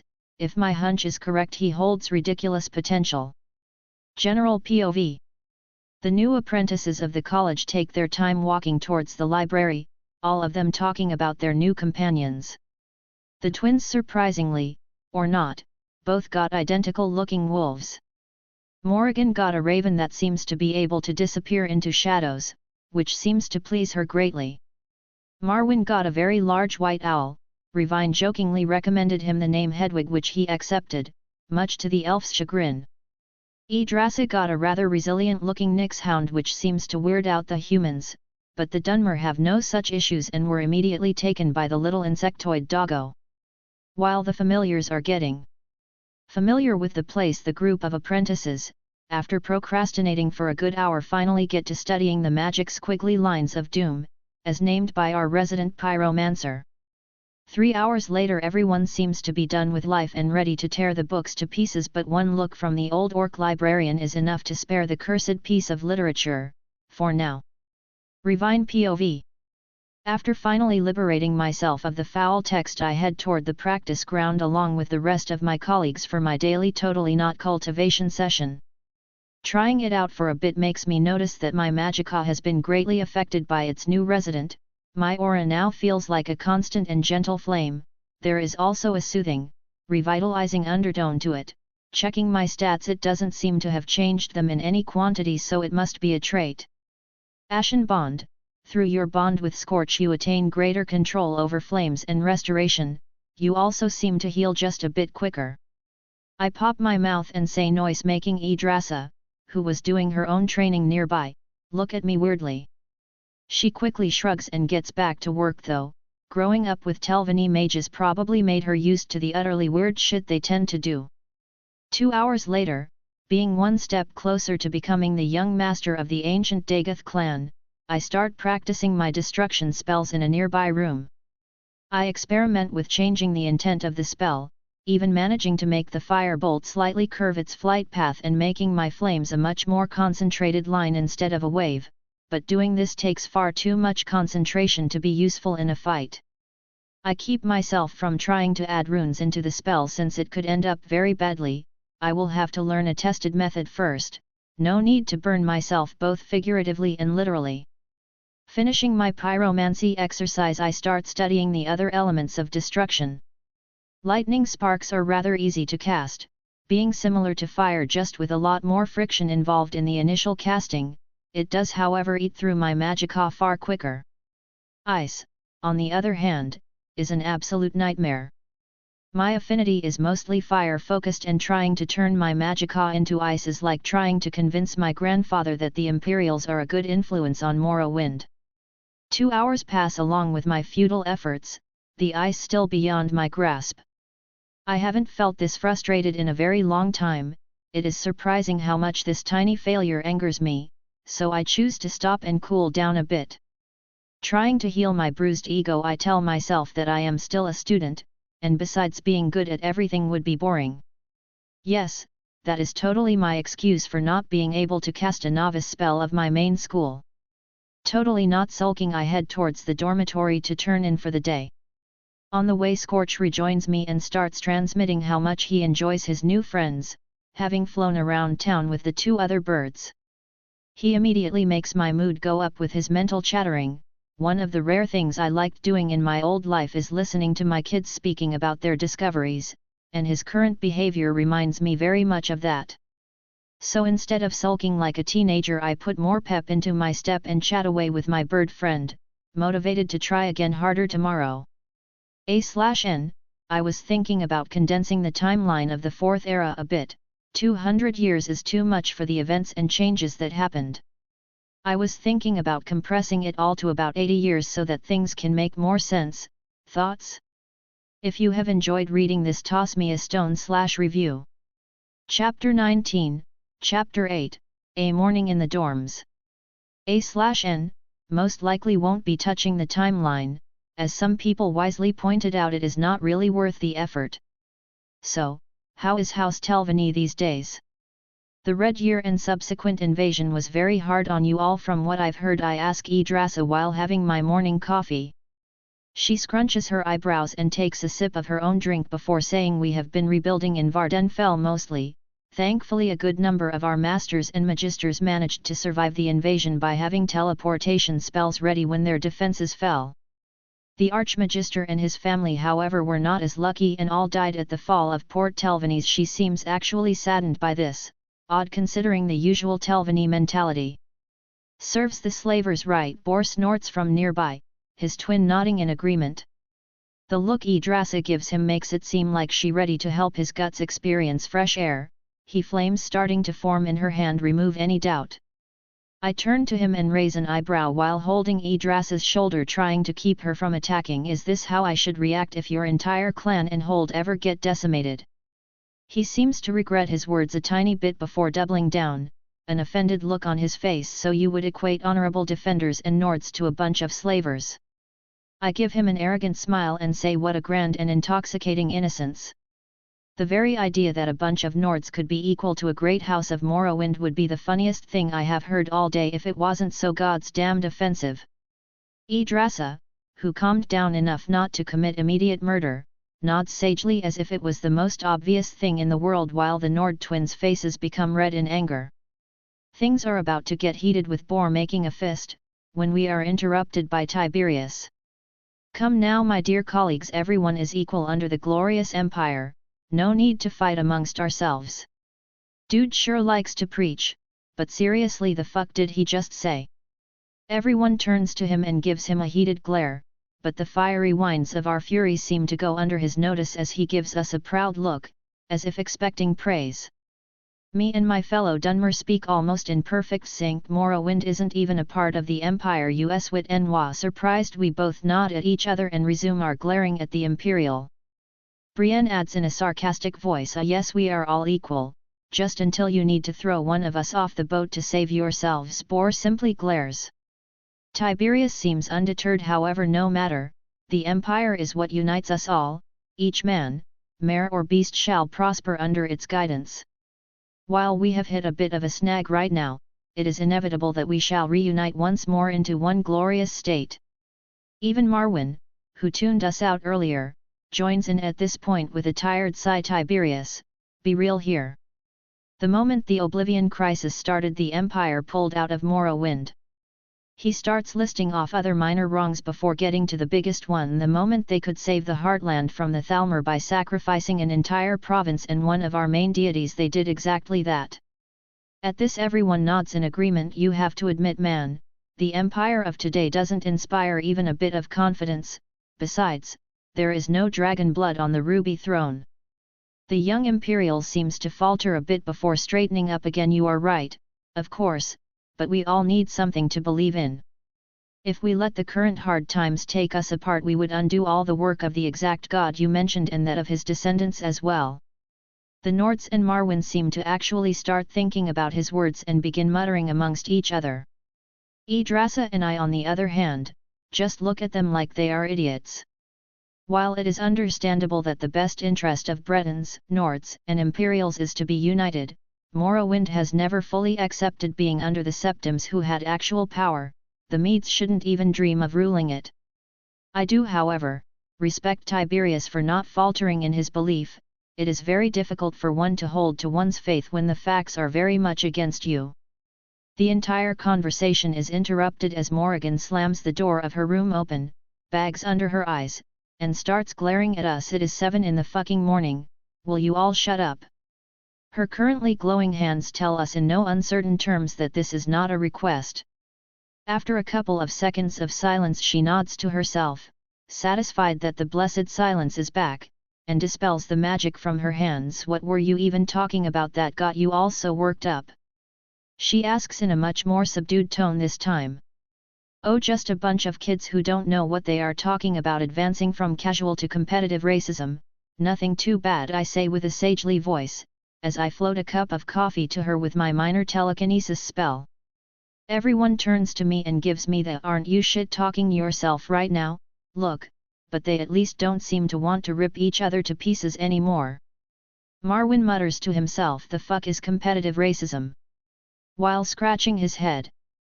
I shrug, completely ignoring them, and get back to my coffee, everyone else following suit after a bit. I am soon joined by Morrigan and Yggdrasil. I turn to said elf and continue where we left off. So before we were rudely interrupted, I was going to ask what made your family decide to come to Skyrim. From what I know, your father is a Telvanni master. There should be land in Morrowind for him to rule. She shakes her head with an exasperated smile. My father got tired of all the blame that was being thrown around in the council, so he just picked up his possessions and moved here alongside our servants. He even called the entire council a bunch of brats. I am not sure how he survived that. She scratches her cheek, a genuinely confused expression on her face. At first the Jarl was very reluctant to give him the rights to grow his tower, but after a good 30 years of honest business and no incidents, and with the previous Jarl's son who is more open to magic taking the throne, he could no longer be denied. I raise my eyebrow at this. The new Jarl doesn't hate magic? I heard all manner of stories, but this one I didn't expect. Seriously, Korr's only dialogue in-game is bitching about mages. I guess he offended someone he shouldn't have? Morrigan joins in, a lot less cranky after some coffee. I have heard around town that when the Jarl was killed in a bandit ambush, a college mage saved him and his mother. He is too young to rule, so the mother is acting as regent for now. Yggdrasil nods, confirming the story. Suspicious, but it benefits me, so what do I care? We continue speaking about less serious topics for a bit until it is time for us to get moving. We have restoration and mysticism today. A/N, a bit of a break from the magic for this one. Chapter 20, Chapter 9, Restoration and the Lizard Wizard. After our little debate we all headed for the Tower of Restoration. The tower itself looked very simple on the surface, but its aura was the most beautiful when compared to the others. Surrounded by a gentle golden glow, it gave me a feeling of peace. The inside almost reminded me of a hospital waiting room. Everything was orderly and clean, and there were even half a dozen residents from Winterhold waiting for some kind of treatment. As we enter the classroom we are greeted by a short Breton woman. She is not quite young looking, but there is certainly a vigor about her. The best way to describe her is that she is in such perfect health that it is noticeable. She waits for us to sit down patiently and starts speaking in a calm voice. Welcome apprentices to your first restoration lesson. My name is Colette Marantz. I am the resident master of restoration, and I also work alongside our alchemy professor when he is coherent enough to do his job. She notices that she has started complaining and gives us an embarrassed look. That took a whole 2 seconds, just when I thought she wasn't as whiny as she was in the game. Anyway, forget that last part. What you will learn here is far more powerful than any firestorm, or enchantment. You will learn how to save yourself and others, how to stop bleeding, heal cuts and even regrow limbs. There are also some other important branches of restoration used for self-defense like wards and solar magic. The wards are taught by my colleague Tolf Dur, as he has a fascination for them, but I personally teach solar magic. Now I am sure that at least some of you know a healing spell or two. Would you care to show me? We all introduce what we can do with restoration. All of us can make a ward, but that is to be expected. When it comes to actual healing, only Morrigan, the twins, and myself know the basic healing spell. Good. Do you have experience using it, or do you just know to cast it? After our confirmation she points us toward a side room. There are some guards with minor injuries that didn't want to waste potions. You can heal them up while I show the rest the basic principles of healing spells. I do have a schedule to keep. We enter the room and get to work. There are some 7 guards covered with what looks like scratches and cuts made by wild animals. As I get to healing the first guard I notice that the healing spell is not as draining as before. The magicka seems to change its nature with more ease than when I was using it earlier. Thanks Scorch. He sends me a smug-sounding chirp. This time I focus on understanding how the magic works, while also looking at it directly. The positively charged magicka seems to be working with the body to recreate the destroyed tissue completely. It doesn't split the cells, it creates them. After trying to guide my magicka in a more precise manner, using the basic knowledge of medicine I have, the cost of the spell is reduced by almost a third. Neat. Quickly finishing up with the guards, who seem far more grateful to my human associates than me. Fucking assholes. We get back to the main classroom where we see the rest of the class casting very flimsy versions of the heal spell. Colette sees us and levitates us a couple of septims each. Morrigan and I just nod and place the money in our pouches, while the twins look at her confused. The master healer sees this and rolls her eyes. Always remember, we are healers, not priests. And, not waiting for a response, gets back to looking over the rest. Some time later, when everyone got the spell to at least an acceptable level, Colette resumes her lecture. As you could feel while casting the spell, the basis of restoration is channeling positively charged magicka. Whether you do it to heal wounds or harm things of a negatively charged nature matters little, the principle behind it is the same. That is the case for the lower level spells in any case. The higher levels of healing specifically are more akin to permanent alteration of yourself and others. A true master of restoration can even reverse aging to an extent, but the requirements for this are immense, otherwise we wouldn't have idiots turning into liches. Well, I know what I am gonna study.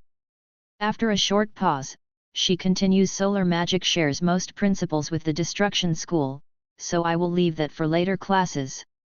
When it comes to more advanced healing spells, there is a requirement beyond magicka and control. You have to understand what you are healing, which means having a very advanced grasp of anatomy. If you wish to continue studying restoration, you will have to spend much of your time studying bodies and what they are made of. Most of my colleagues are not very enthusiastic about it, but I can already see who is going to be coming back here. Morrigan because of the money, the twins because it is their family tradition, and finally me, because dying is cringe. She takes a bit more time explaining the basics before the class ends. The Tower of Mysticism's atmosphere is far more, well, mystical, like there is something hiding in every corner, not in the scary sense. It felt like it wanted to show me things that are just beyond my sight. I dearly hope it wasn't blessed by Hermias Mora. The inside of it seemed like it had been arranged specifically to produce some kind of mood, but the specifics of it evade me. We quickly reached the classroom and what I saw made me almost face plant. A tiny albino Argonian with blue lines accenting his scales, wearing a bright blue wide-brimmed pointy hat, and robes of the same color covered in golden stars and crescent moons. The others' reactions are more subdued, but everyone shows some level of surprise. It doesn't end there. As soon as we quietly sit down, we are assailed by the cutest fucking squeaky voice imaginable. Good day, students, and welcome to my mighty domain. I am Shalazar, the mysterious master of mysticism. My brother in Dagoth, who the fuck made you? Under my magnanimous teachings you shall learn to defy space, trap souls, ignore logic, and even bend time itself. He waves his hands around like a conductor while explaining, but first you must learn to protect your own essence. We can't have you getting enslaved by Daedra and the like, now can we? He raises an eyebrow of his oversized red eye. To explain our purpose for today's lesson, we must first set a firm foundation in our minds. Mysticism, the art of the Sigil, the ancient way, all these are words used to describe a mix of magical manipulation, instinctual insight, and symbolic ritualism. Mysticism is a school of magic meant to be lived instead of studied. You must let your mind wander and find itself once more to truly set yourself on the path of a mystic. He clears his throat, and even that makes a squeaky noise. There are two main aspects of mysticism that you will learn under my guidance. The first is the ancient art of manipulating magica. Before some of you say something inane like, "Oh glorious teacher, we already manipulate magica," I don't mean it in the simple way, but in such a complex manner that you may teleport yourself or levitate in the air. The other aspect is the ritualistic arts.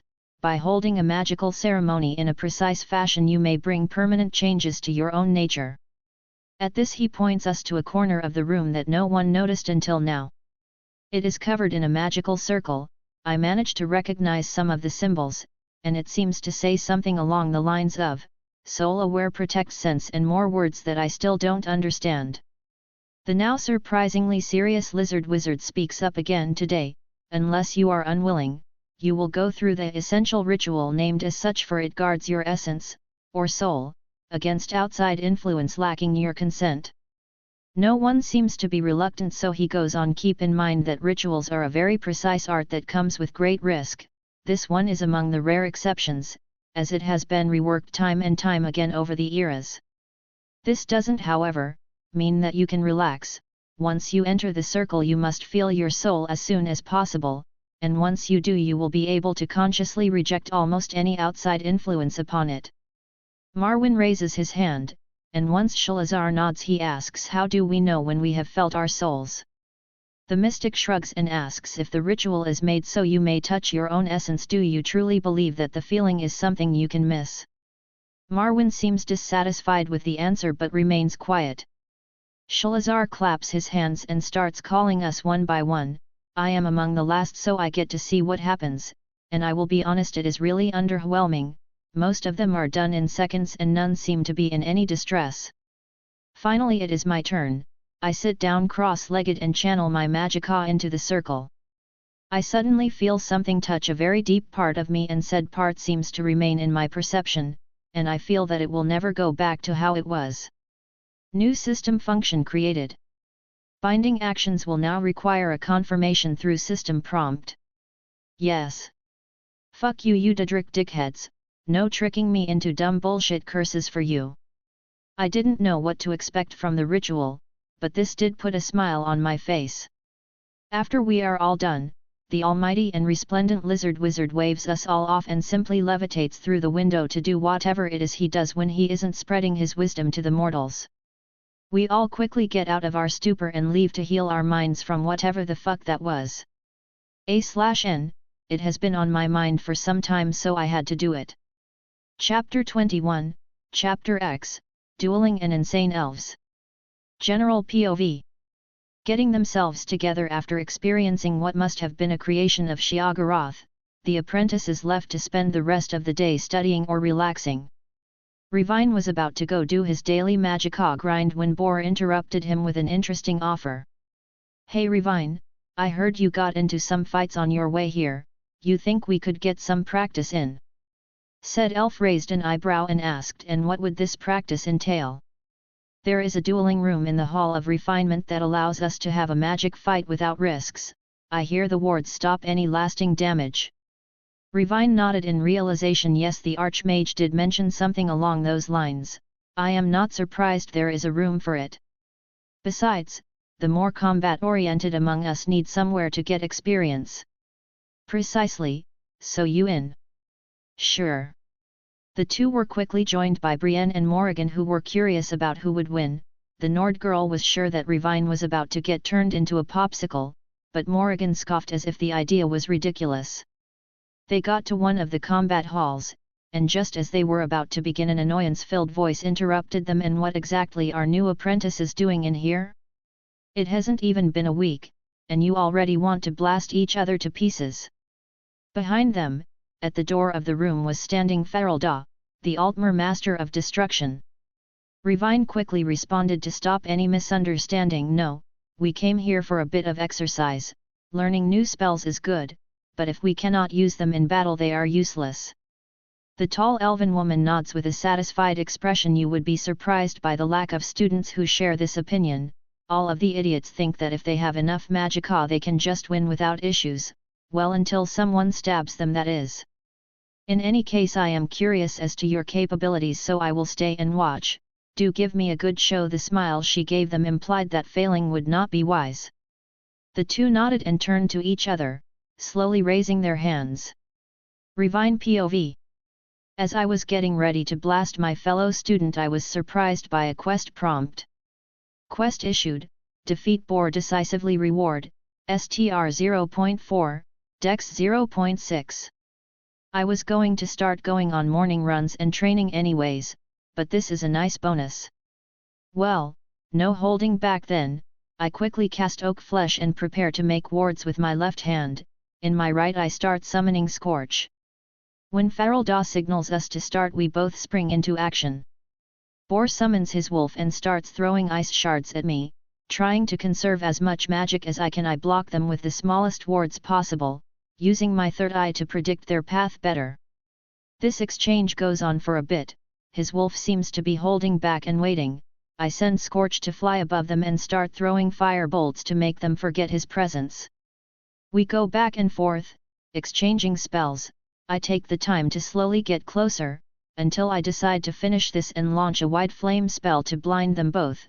Boar quickly shields himself and his familiar, but that is all the time I need to summon my saber and charge him, wanting to prevent any retaliation. As I rush him, he starts casting frostbite at me to slow me down and commands his wolf to attack, but at that moment my fiery companion, that they thankfully forgot about, launches himself at them and detonates in a large fireball. The wolf is dispelled immediately and Boar staggers back, but that is all the time I need to put my sword on his neck. Quest completed. He seems irritated that he lost, but still raises his hands in surrender. We hear a slow clapping sound behind us, and turn to see Ferelda with a satisfied smile on her face. "Good, you both have some skill, at least enough not to shame us outside." After she says this, she gives us a bit of criticism. "Boar, you need to show more aggression and use your familiar more. It cannot really die, so better to use it like your colleague did. Revine, you did mostly all right, but that last charge was unnecessarily risky. It would never be justified in a real fight. You might have cast some defensive spells, but all it takes is one lucky shot and you are dead." I nod. If it wasn't for the quest I would have just ambushed him with Scorch when he got tired out, but it did require a decisive win. Ferelda tells us to sit at the side of the room, and turns to the girls. "Now the two of you should give it a go. Since I am here I might as well see what you can do." Brienne is about to protest, but the smile that covered the Altmer's face as soon as the thought entered her mind makes her shut up. Their battle is far more drawn out, and not to toot my own horn, a lot less exciting. Morrigan is able to keep Brienne and her wolf at bay with her cryomancy and entangling spells, but her own familiar is not very combat-oriented, so she is basically fighting 2-on-1. They exchange spells for some time until they start to get tired and Morrigan is quickly ambushed by the wolf, making it her loss. Farelda gives them some criticism as well, mostly about conserving their strength and making distractions, so they don't just throw blasts at each other. After she is done with them, she calls us all back to the center of the room and speaks in a calm but ominous tone. You have all shown at least some promise in combat magic, so I will give you a free lesson that all Battlemages must learn. A sadistic smile spreads on her face, and I know we are fucked. Your first lesson is dodging. And the whole room explodes into a storm of spells. 2 gods damned hours. She kept blasting us for 2 whole damn hours. Poor Brienne looks traumatized, Bor is too tired to say anything, and Morrigan regrets ever leaving her cave. Thankfully none of us were actually hurt, since the room was made for this purpose, but we all felt every blow. We did actually start dodging a bit at the end, but I am sure that this was more for our dear professor to blow off some steam than it was for our benefit. The damn destruction mage gives us a cheery wave as we leave the dueling room. Fucking madwoman. I turn to my companions and say, with the last bit of energy I have, I think I will recommend some dueling practice to all the rest of our class. If we suffered this, the rest aren't getting excluded. Everyone shares a devious smile and Morrigan cackles a bit madly. We quickly get back to the dormitory and, ignoring our friends' worried looks, all rush to our rooms and crash into our beds. Why is half of the damn college filled with madmen? What should I expect next? A fucking muscle wizard. Before I close my eyes, I check on my progress in the past couple of days. STR 7.1 equals 7.5. Dex 9.4 equals 10. VIT 8.5 equals 9. Mind 16 equals 16.5. Mag 140 equals 145. Destruction Apprentice, plus Sparks. A/N, there is a couple of chapters left for the college introduction. After that there will be a small time skip and our BOI will start adventuring. If you have enjoyed reading this, toss me a stone or give me a review. Chapter 22, Chapter 11, Change and Lies. The next morning, after the torture session disguised as an impromptu lesson passed peacefully, I spent some time chatting with the twins about the holds of Skyrim and the geography of the province. Never know when the information might come useful. The two were somewhat knowledgeable, but they mostly spoke about Dawnstar and its surroundings. The rest of the morning I spent trying to finally levitate, and I did manage to get myself a meter off the ground. Only to face plant a second later after my concentration fell, but progress is progress. Our first lesson for the day was alteration and defensive magic that Tolfdir was teaching. I remember liking him in the game. I always did find it odd that he was passed over for the position of Archmage after the college case T-line. From what I learned since coming to the college, a couple of words from a Sijic monk is nowhere near close to getting one to become Archmage, not to mention who in their right mind would allow another organization to influence their internal structure. The Alteration Tower was a lot tamer when it came to the openly magical effects or its aura. There was a feeling of constant fluctuation and change to it, but nothing too imposing. We all took our seats, and not too long after the old man entered the classroom. He looked much like he did in the game, average height, white hair and beard, the usual old Nord look. But when I looked at him with my ability, he felt like a huge and indestructible rock more than he did a human being. He gave us a cheery smile and started talking in a kindly voice. Welcome, dear students. I am Tolfdir Ebenfrost, the master of alteration and defensive magic. I am glad all of you managed to get up for classes today. At this he looks at the 4 of us that suffered yesterday. I guess that rumors tend to spread fast in a small place like this. We all nod, traumatized. After our enthusiastic agreement, which he seems to not notice, he continues. Alteration is the magical art of changing the material world. He takes a coin and turns it into dirt. It is also the school that deals with manipulating elements of a less destructive nature. At this he controls the dirt to form into a needle and uses a wind blast to launch it at the wall. Terramancy and aeromancy, I always did wonder why there was no word of them in the game. He goes on, the most important in my opinion, is the ability to defend ourselves. Alteration is capable of being your armor and your shield. At this he casts an ebony flesh spell and demonstrates by failing to pierce his hand with a steel knife. After that, he summons some kind of wind spell around himself and explains with a proud smile. The wind ward spell is one of my own making. It makes a cocoon of wind around you and shields you from most physical projectiles. You might be wondering why I am showing you all of this. The answer is simple.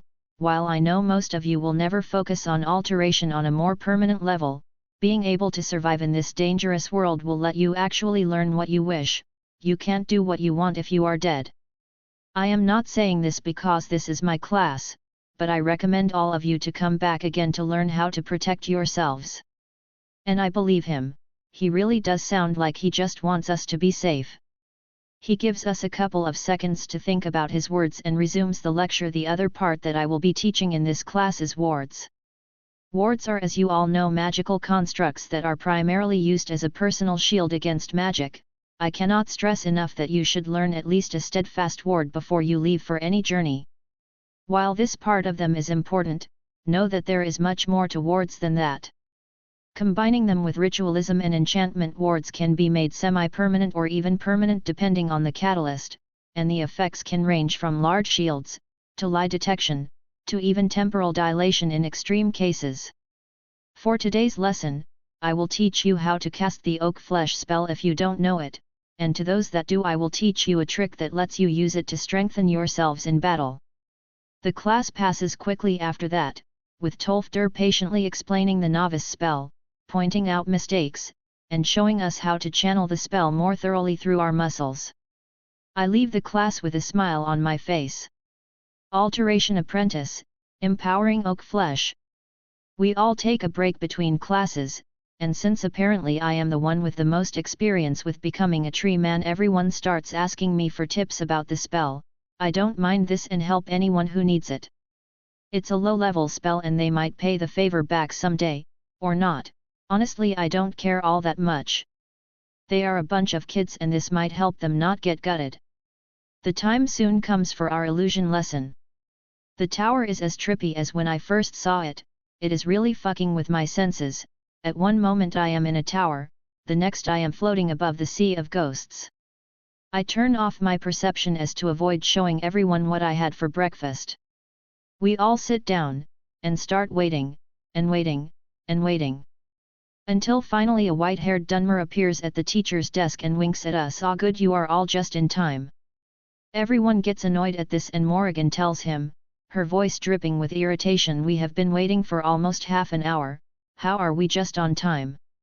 The illusion professor smirks. "You thought you were waiting for that long, but in truth you were sitting there for a whole minute." Many gasps are heard. Indeed, this is the true power of illusion, the ability to lie to one's perception. He fake gasps. "Oh, by Azura, I didn't introduce myself, Drevis Nellaren, Master of Illusion at your collective service." He gives us a mock bow. I really don't like him. Now let us begin. What is illusion magic? I almost think he will go the same route as the Archmage did, but he quickly cuts off my thoughts. It is the skill of using magicka to cheat the perception of either the world, or a number of individuals. Indeed, if one is skillful enough, one might convince someone that they are dead and thus make it so in truth. He raises his hand up high, as if he is preaching. Fucking drama queen. But you all are much too young for such deeds, so we will start you all at the basics. Today I will teach to you the two core spells of the illusion school, the calm spell and the enrage spell. One will keep you out of a fight, and the other will help you start them. Come now, let's get to it. He snaps his fingers and there is a copy of him in front of every one of us. Every single clone seems completely autonomous and able to explain things to us, but I note that they don't seem corporeal, still useful though. The spells themselves are rather basic. You channel an emotion you wish replicated, basically ram it into a weaker-willed person, profit. We spend about an hour getting the spells down until it is time for us to leave. Drevis looks at me with suspicion, and a bit of hate. I guess he learned my full name, Thankfully he is forbidden from spreading the information, or I would be getting visits from the Woodsman's Guild real soon. With that encouraging thought, I had to do my U-Master routine in the Hall of Refinement, and after finishing that I check out a novel in the library, might as well enjoy an old hobby. Chapter 23, Chapter 12, Battle Magic and the Breath of Kine. A/N, I have shortened the initial period for the college from 2 years to 1, the limitation to 3 schools felt like it would be too annoying if I left it there for too long. I have also made the chat group thing from the first chapter sound a lot more ambiguous. After reading some comments and thinking for a bit, the chat group idea will either be heavily modified, or completely replaced. What I can guarantee is that there will be world hopping 100%. We spent most of the next morning trolling each other with the illusion spells we learned, that is until the master wizard heard of this and basically dragged us all to our destruction lesson. The 4 of us that experienced Faraldaw's training earlier knew we were fucked. Our little group of victims started brainstorming a way to escape from our dire fate, but unfortunately by the time anyone had any kind of good idea we were already in front of the tower. We marched inside, as if awaiting our funeral, the remaining 3 students blissfully unaware of what awaited us. Knowing that they would join us gave me a bit of petty satisfaction, honestly. The inside of the tower looked rather simple, not less opulent than the other towers, just a lot more robust. The aura on the other hand felt like a raging thunderstorm somehow combined with an inferno. The classroom lacked any chairs, and was instead equipped with practice targets, obviously enchanted to high hell. Faraldaw was already inside waiting for us. She nodded to Mirabelle, who soon left, and then turned to us. Good, you are all here. I am glad that some light exercise wasn't enough to stop you. I know she is fucking with us, but I really want to kick her shit in. I will explain everything quickly so we can get to the practical section of the lesson. Aeon, there is the sadistic smile. Destruction is the magical discipline of using unstable elements to cause damage. It is in its application the simplest of all the magical schools. You point at something, channel, and boom. Problem solved. She scoffs. At least that is what idiots believe. Destruction is an art like all the other schools of magic. While the base application is in fact rather simple, using destruction magic efficiently during combat, which is its main purpose, is something that must be honed like any blade. Learning destruction spells is by far the easiest among all schools, but learning to cast them in a respectable time frame while not wasting magicka under the pressure of combat is by far the most difficult. Being a master of destruction doesn't mean being a scholar of magic, but being akin to a sword master in the magical sense. Nodding to herself, like she just crossed something of a list, she turns to us and her aura changes to the one I remember. Now let's see if I can make respectable war mages out of you. Surprisingly, she didn't go for the torture routine this time. Well, to some of us it was torture, but I train my magicka daily, so repeatedly expending almost all of it while trying to channel my spells as efficiently as possible was already routine, and that is exactly what she had us do, for 3 hours. I could hear some grumbling about no fireballs from Tiberius, but he quickly regretted it as he received the full attention of our teacher for a whole 20 minutes for that remark. I will remember you, my friend. Everyone else chose to keep any complaints to themselves after she used the non-magical side of her destruction skill to make the poor Imperial almost cry. Dude will be avoiding mirrors for some time. During the lesson I did manage to solve a problem that has been bothering me for some time.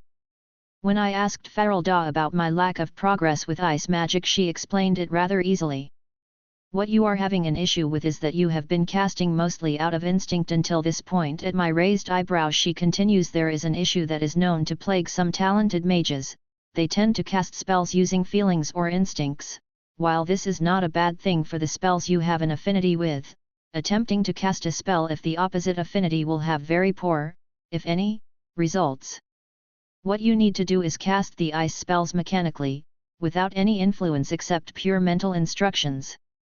It is true I have been trying to feel the ice while casting. Simply cutting off my usual habits in casting felt very counterintuitive and took me almost the entire lesson, but by the end of it I did manage to let loose a weak, but steady frostbite spell. Everyone who knew of my problem congratulated me, even our sadist of a teacher seemed satisfied, and I left the class a happy mare. Destruction Apprentice, plus Frostbite. After the class we all took a break to grab something to eat. Even if I did persevere through the whole thing, it was still exhausting. Marwyn looked almost dead, Tiberius was dead inside, and the rest of us were differing levels of tired. I left some time later to do my usual daily grind. This time I tried focusing on my familiar bond while using fire or restoration spells. It did make things a bit more efficient, but nothing too world-breaking for now. The evening I spent on the walkway on the college's walls, meditating on the words of power. I knew that learning even the simplest of shouts would take time. I am not a Nord, and I am certainly not the Dragonborn. Thankfully my family is known to have some affinity for music, which in this universe usually means tonal magic, something that the Thursday falls into, so I still held out hope even with my lack of progress.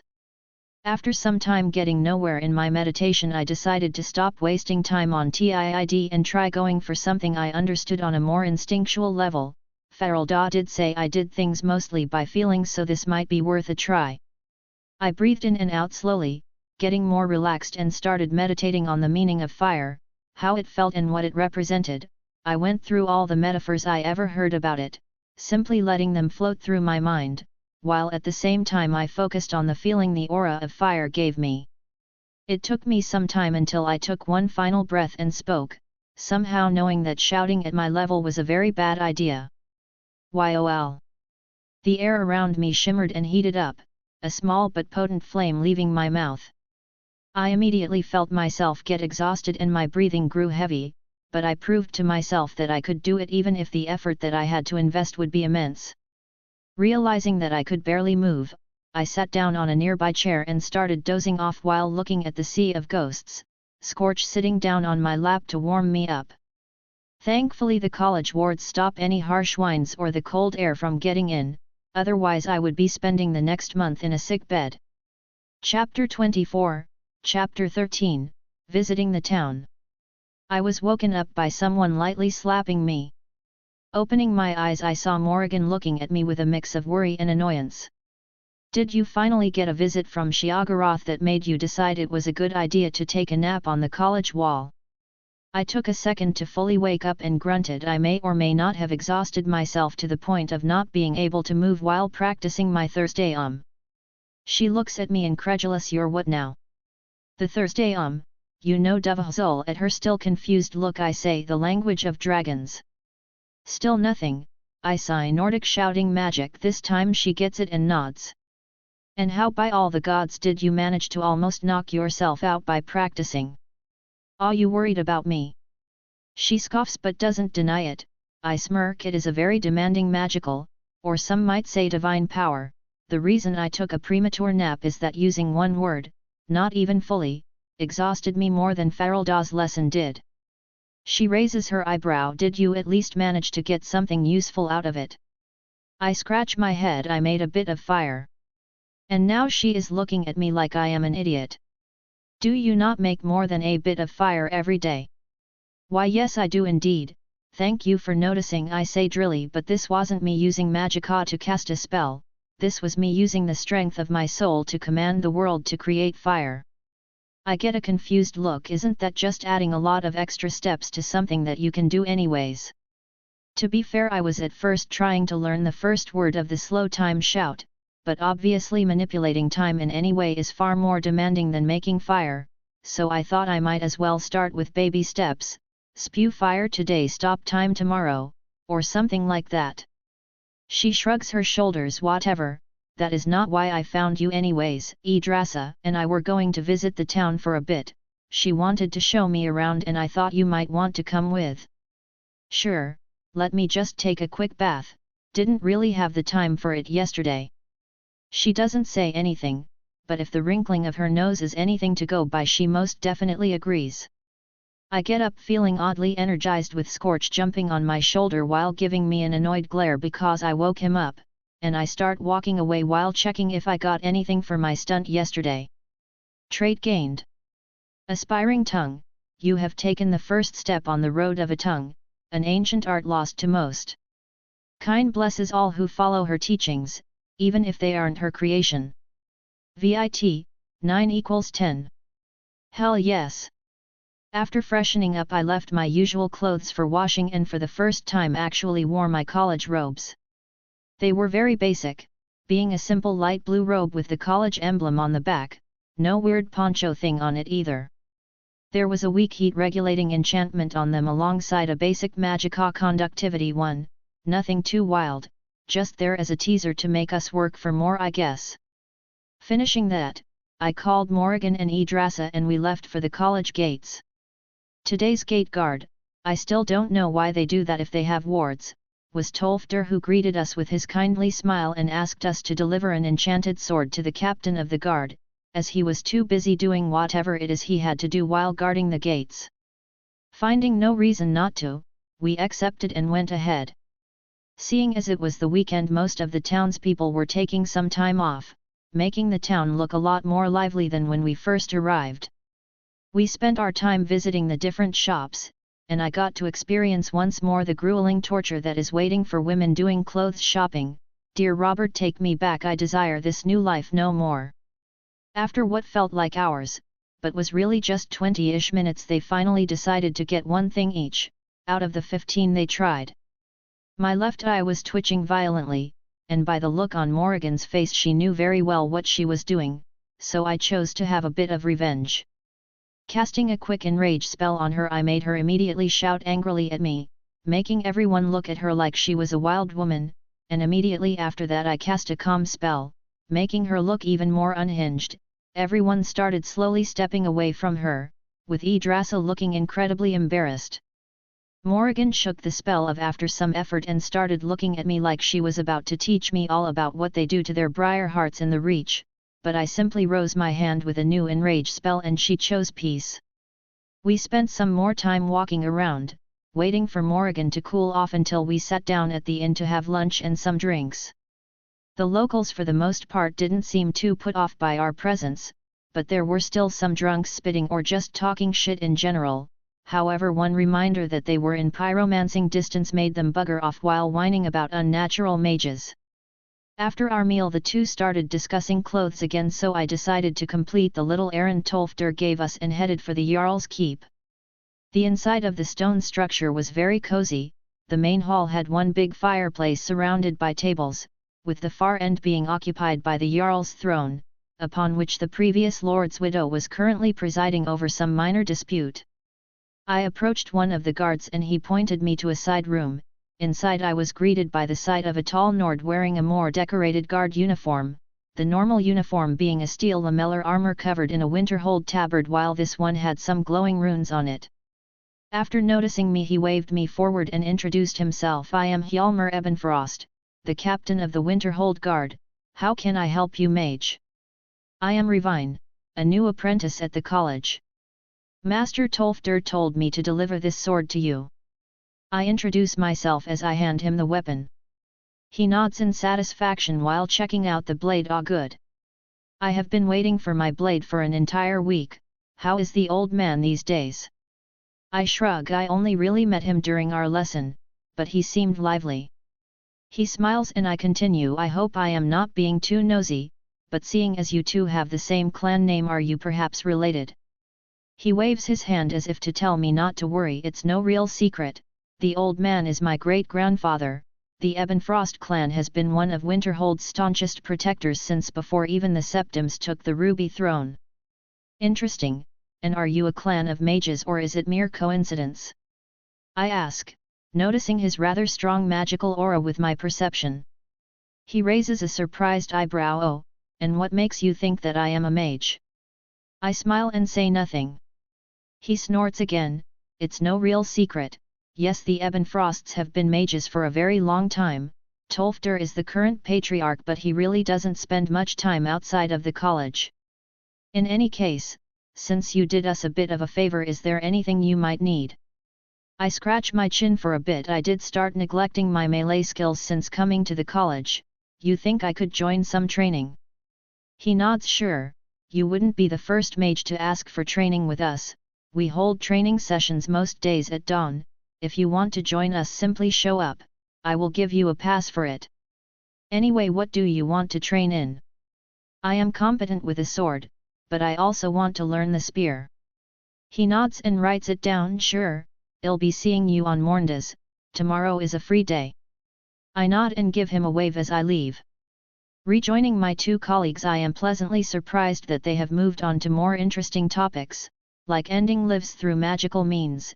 After enjoying that particular topic for a bit, Morrigan speaks up. Yggdrasil has been talking about her father's tower, and she asked if we'd like to visit one of these days.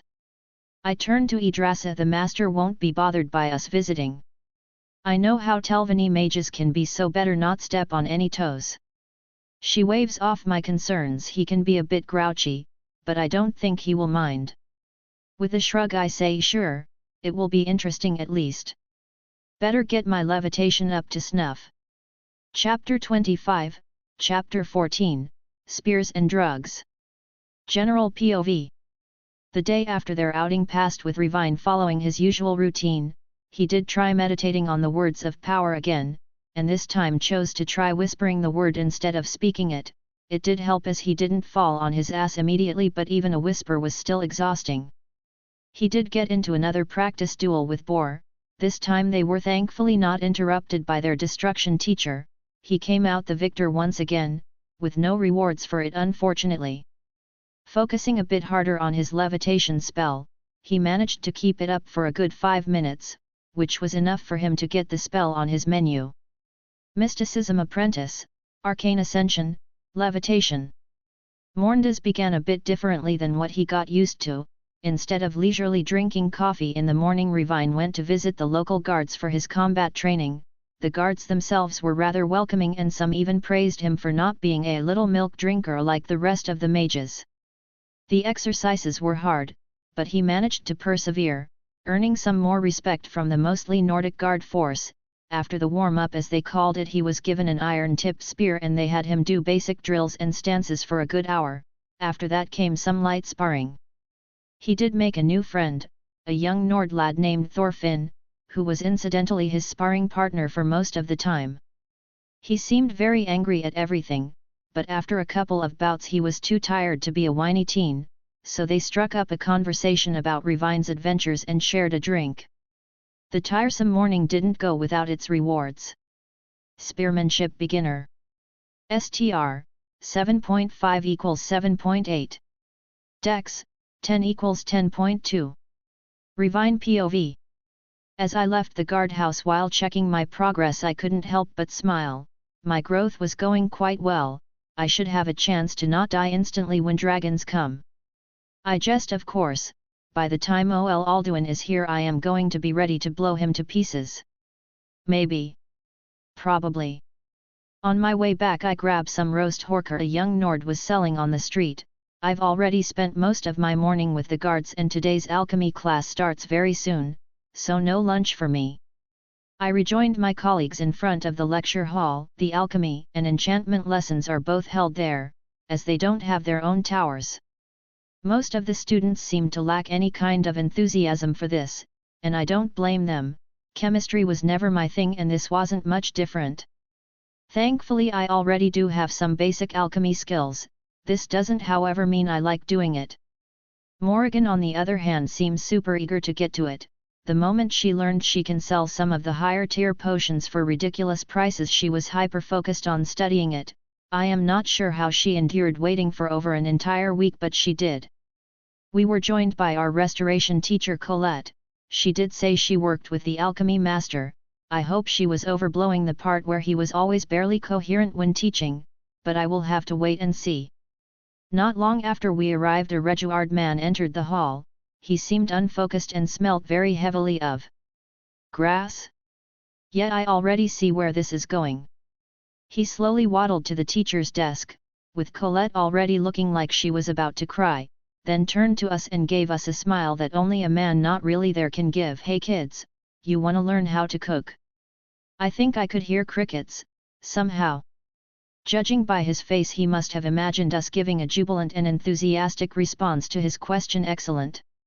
Today Ihawken will teach you how to make that sweet blue liquid that we all know and love, the Magica potion. At least it will be useful. How do they even let people like this teach? Right then, why don't you all grab those mountain flowers and ground them for a bit, after that you can toss that together with some lichen or spiky grass or something and boom. Magica potion. Not waiting for any response, he pulled out a pipe filled with something that was definitely not legal and proceeded to light it up while completely ignoring us. Colette facepalmed and started explaining the actual recipe, which was to be fair pretty much what Håkon had said, just with more details. Let me rephrase that, just with actual details. It took us all a couple of tries to get the ingredients in the right proportions, but we all managed it. After we were done we turned to the professor, but the man was out cold, surrounded by a cloud of smoke. His unfortunate colleague had to teach us the health potion on her own as well, poor woman. I couldn't help myself anymore and asked her how exactly is that. I point to the alchemist allowed to teach here. She lets out a sigh. For the nth time since we arrived, he might seem completely worthless now, but the man is an absolute genius with alchemy. He managed to create about 10 cures for obscure diseases and even perfected a regeneration elixir. Elixir. A potion giving a semi-permanent effect. Even if I don't learn how to brew those, it's nothing money can't solve. White file plus elixir, interesting. Ah, I see now. I guess I will just treat him like an idiot savant or something, it will be easier on my psyche. I join her in a collective sigh and return to my health potion. Thankfully they decided to teach us the two most important recipes on the first lesson, because after this showing, I am definitely not returning for round 2. Most of the others seemed to share my feelings. Even if they did learn something incredibly useful, this was a bit much for most people. Morrigan, however, didn't seem to care in the slightest. I could almost see the dollar signs in her eyes. Our grumblings were stopped when Håkon suddenly stood up, and abruptly walked to each of us to check on our potions and started giving out ridiculously precise criticisms of everyone's work. Dude was able to identify how hard someone ground the flowers by looking at the finished product. He spoke with such a manic intensity some of the others actually got scared, which made me laugh my ass off internally. The alchemist noticed what he was doing and suddenly stopped and muttered to himself, "Damn, my immunity is growing again, got to perfect the recipe," before he rushed outside to Dagoth knows where. We were all dumbfounded for a solid minute, until we finally got out of our stupor and started packing. I spied Colette in the corner taking a swig of something that looked a lot stronger than mead. Can't really judge her here, teaching restoration and dealing with this must really grate on the psyche. An interesting thought did enter my mind as I left the hall: magic boosting cigarettes, definitely a project for the future.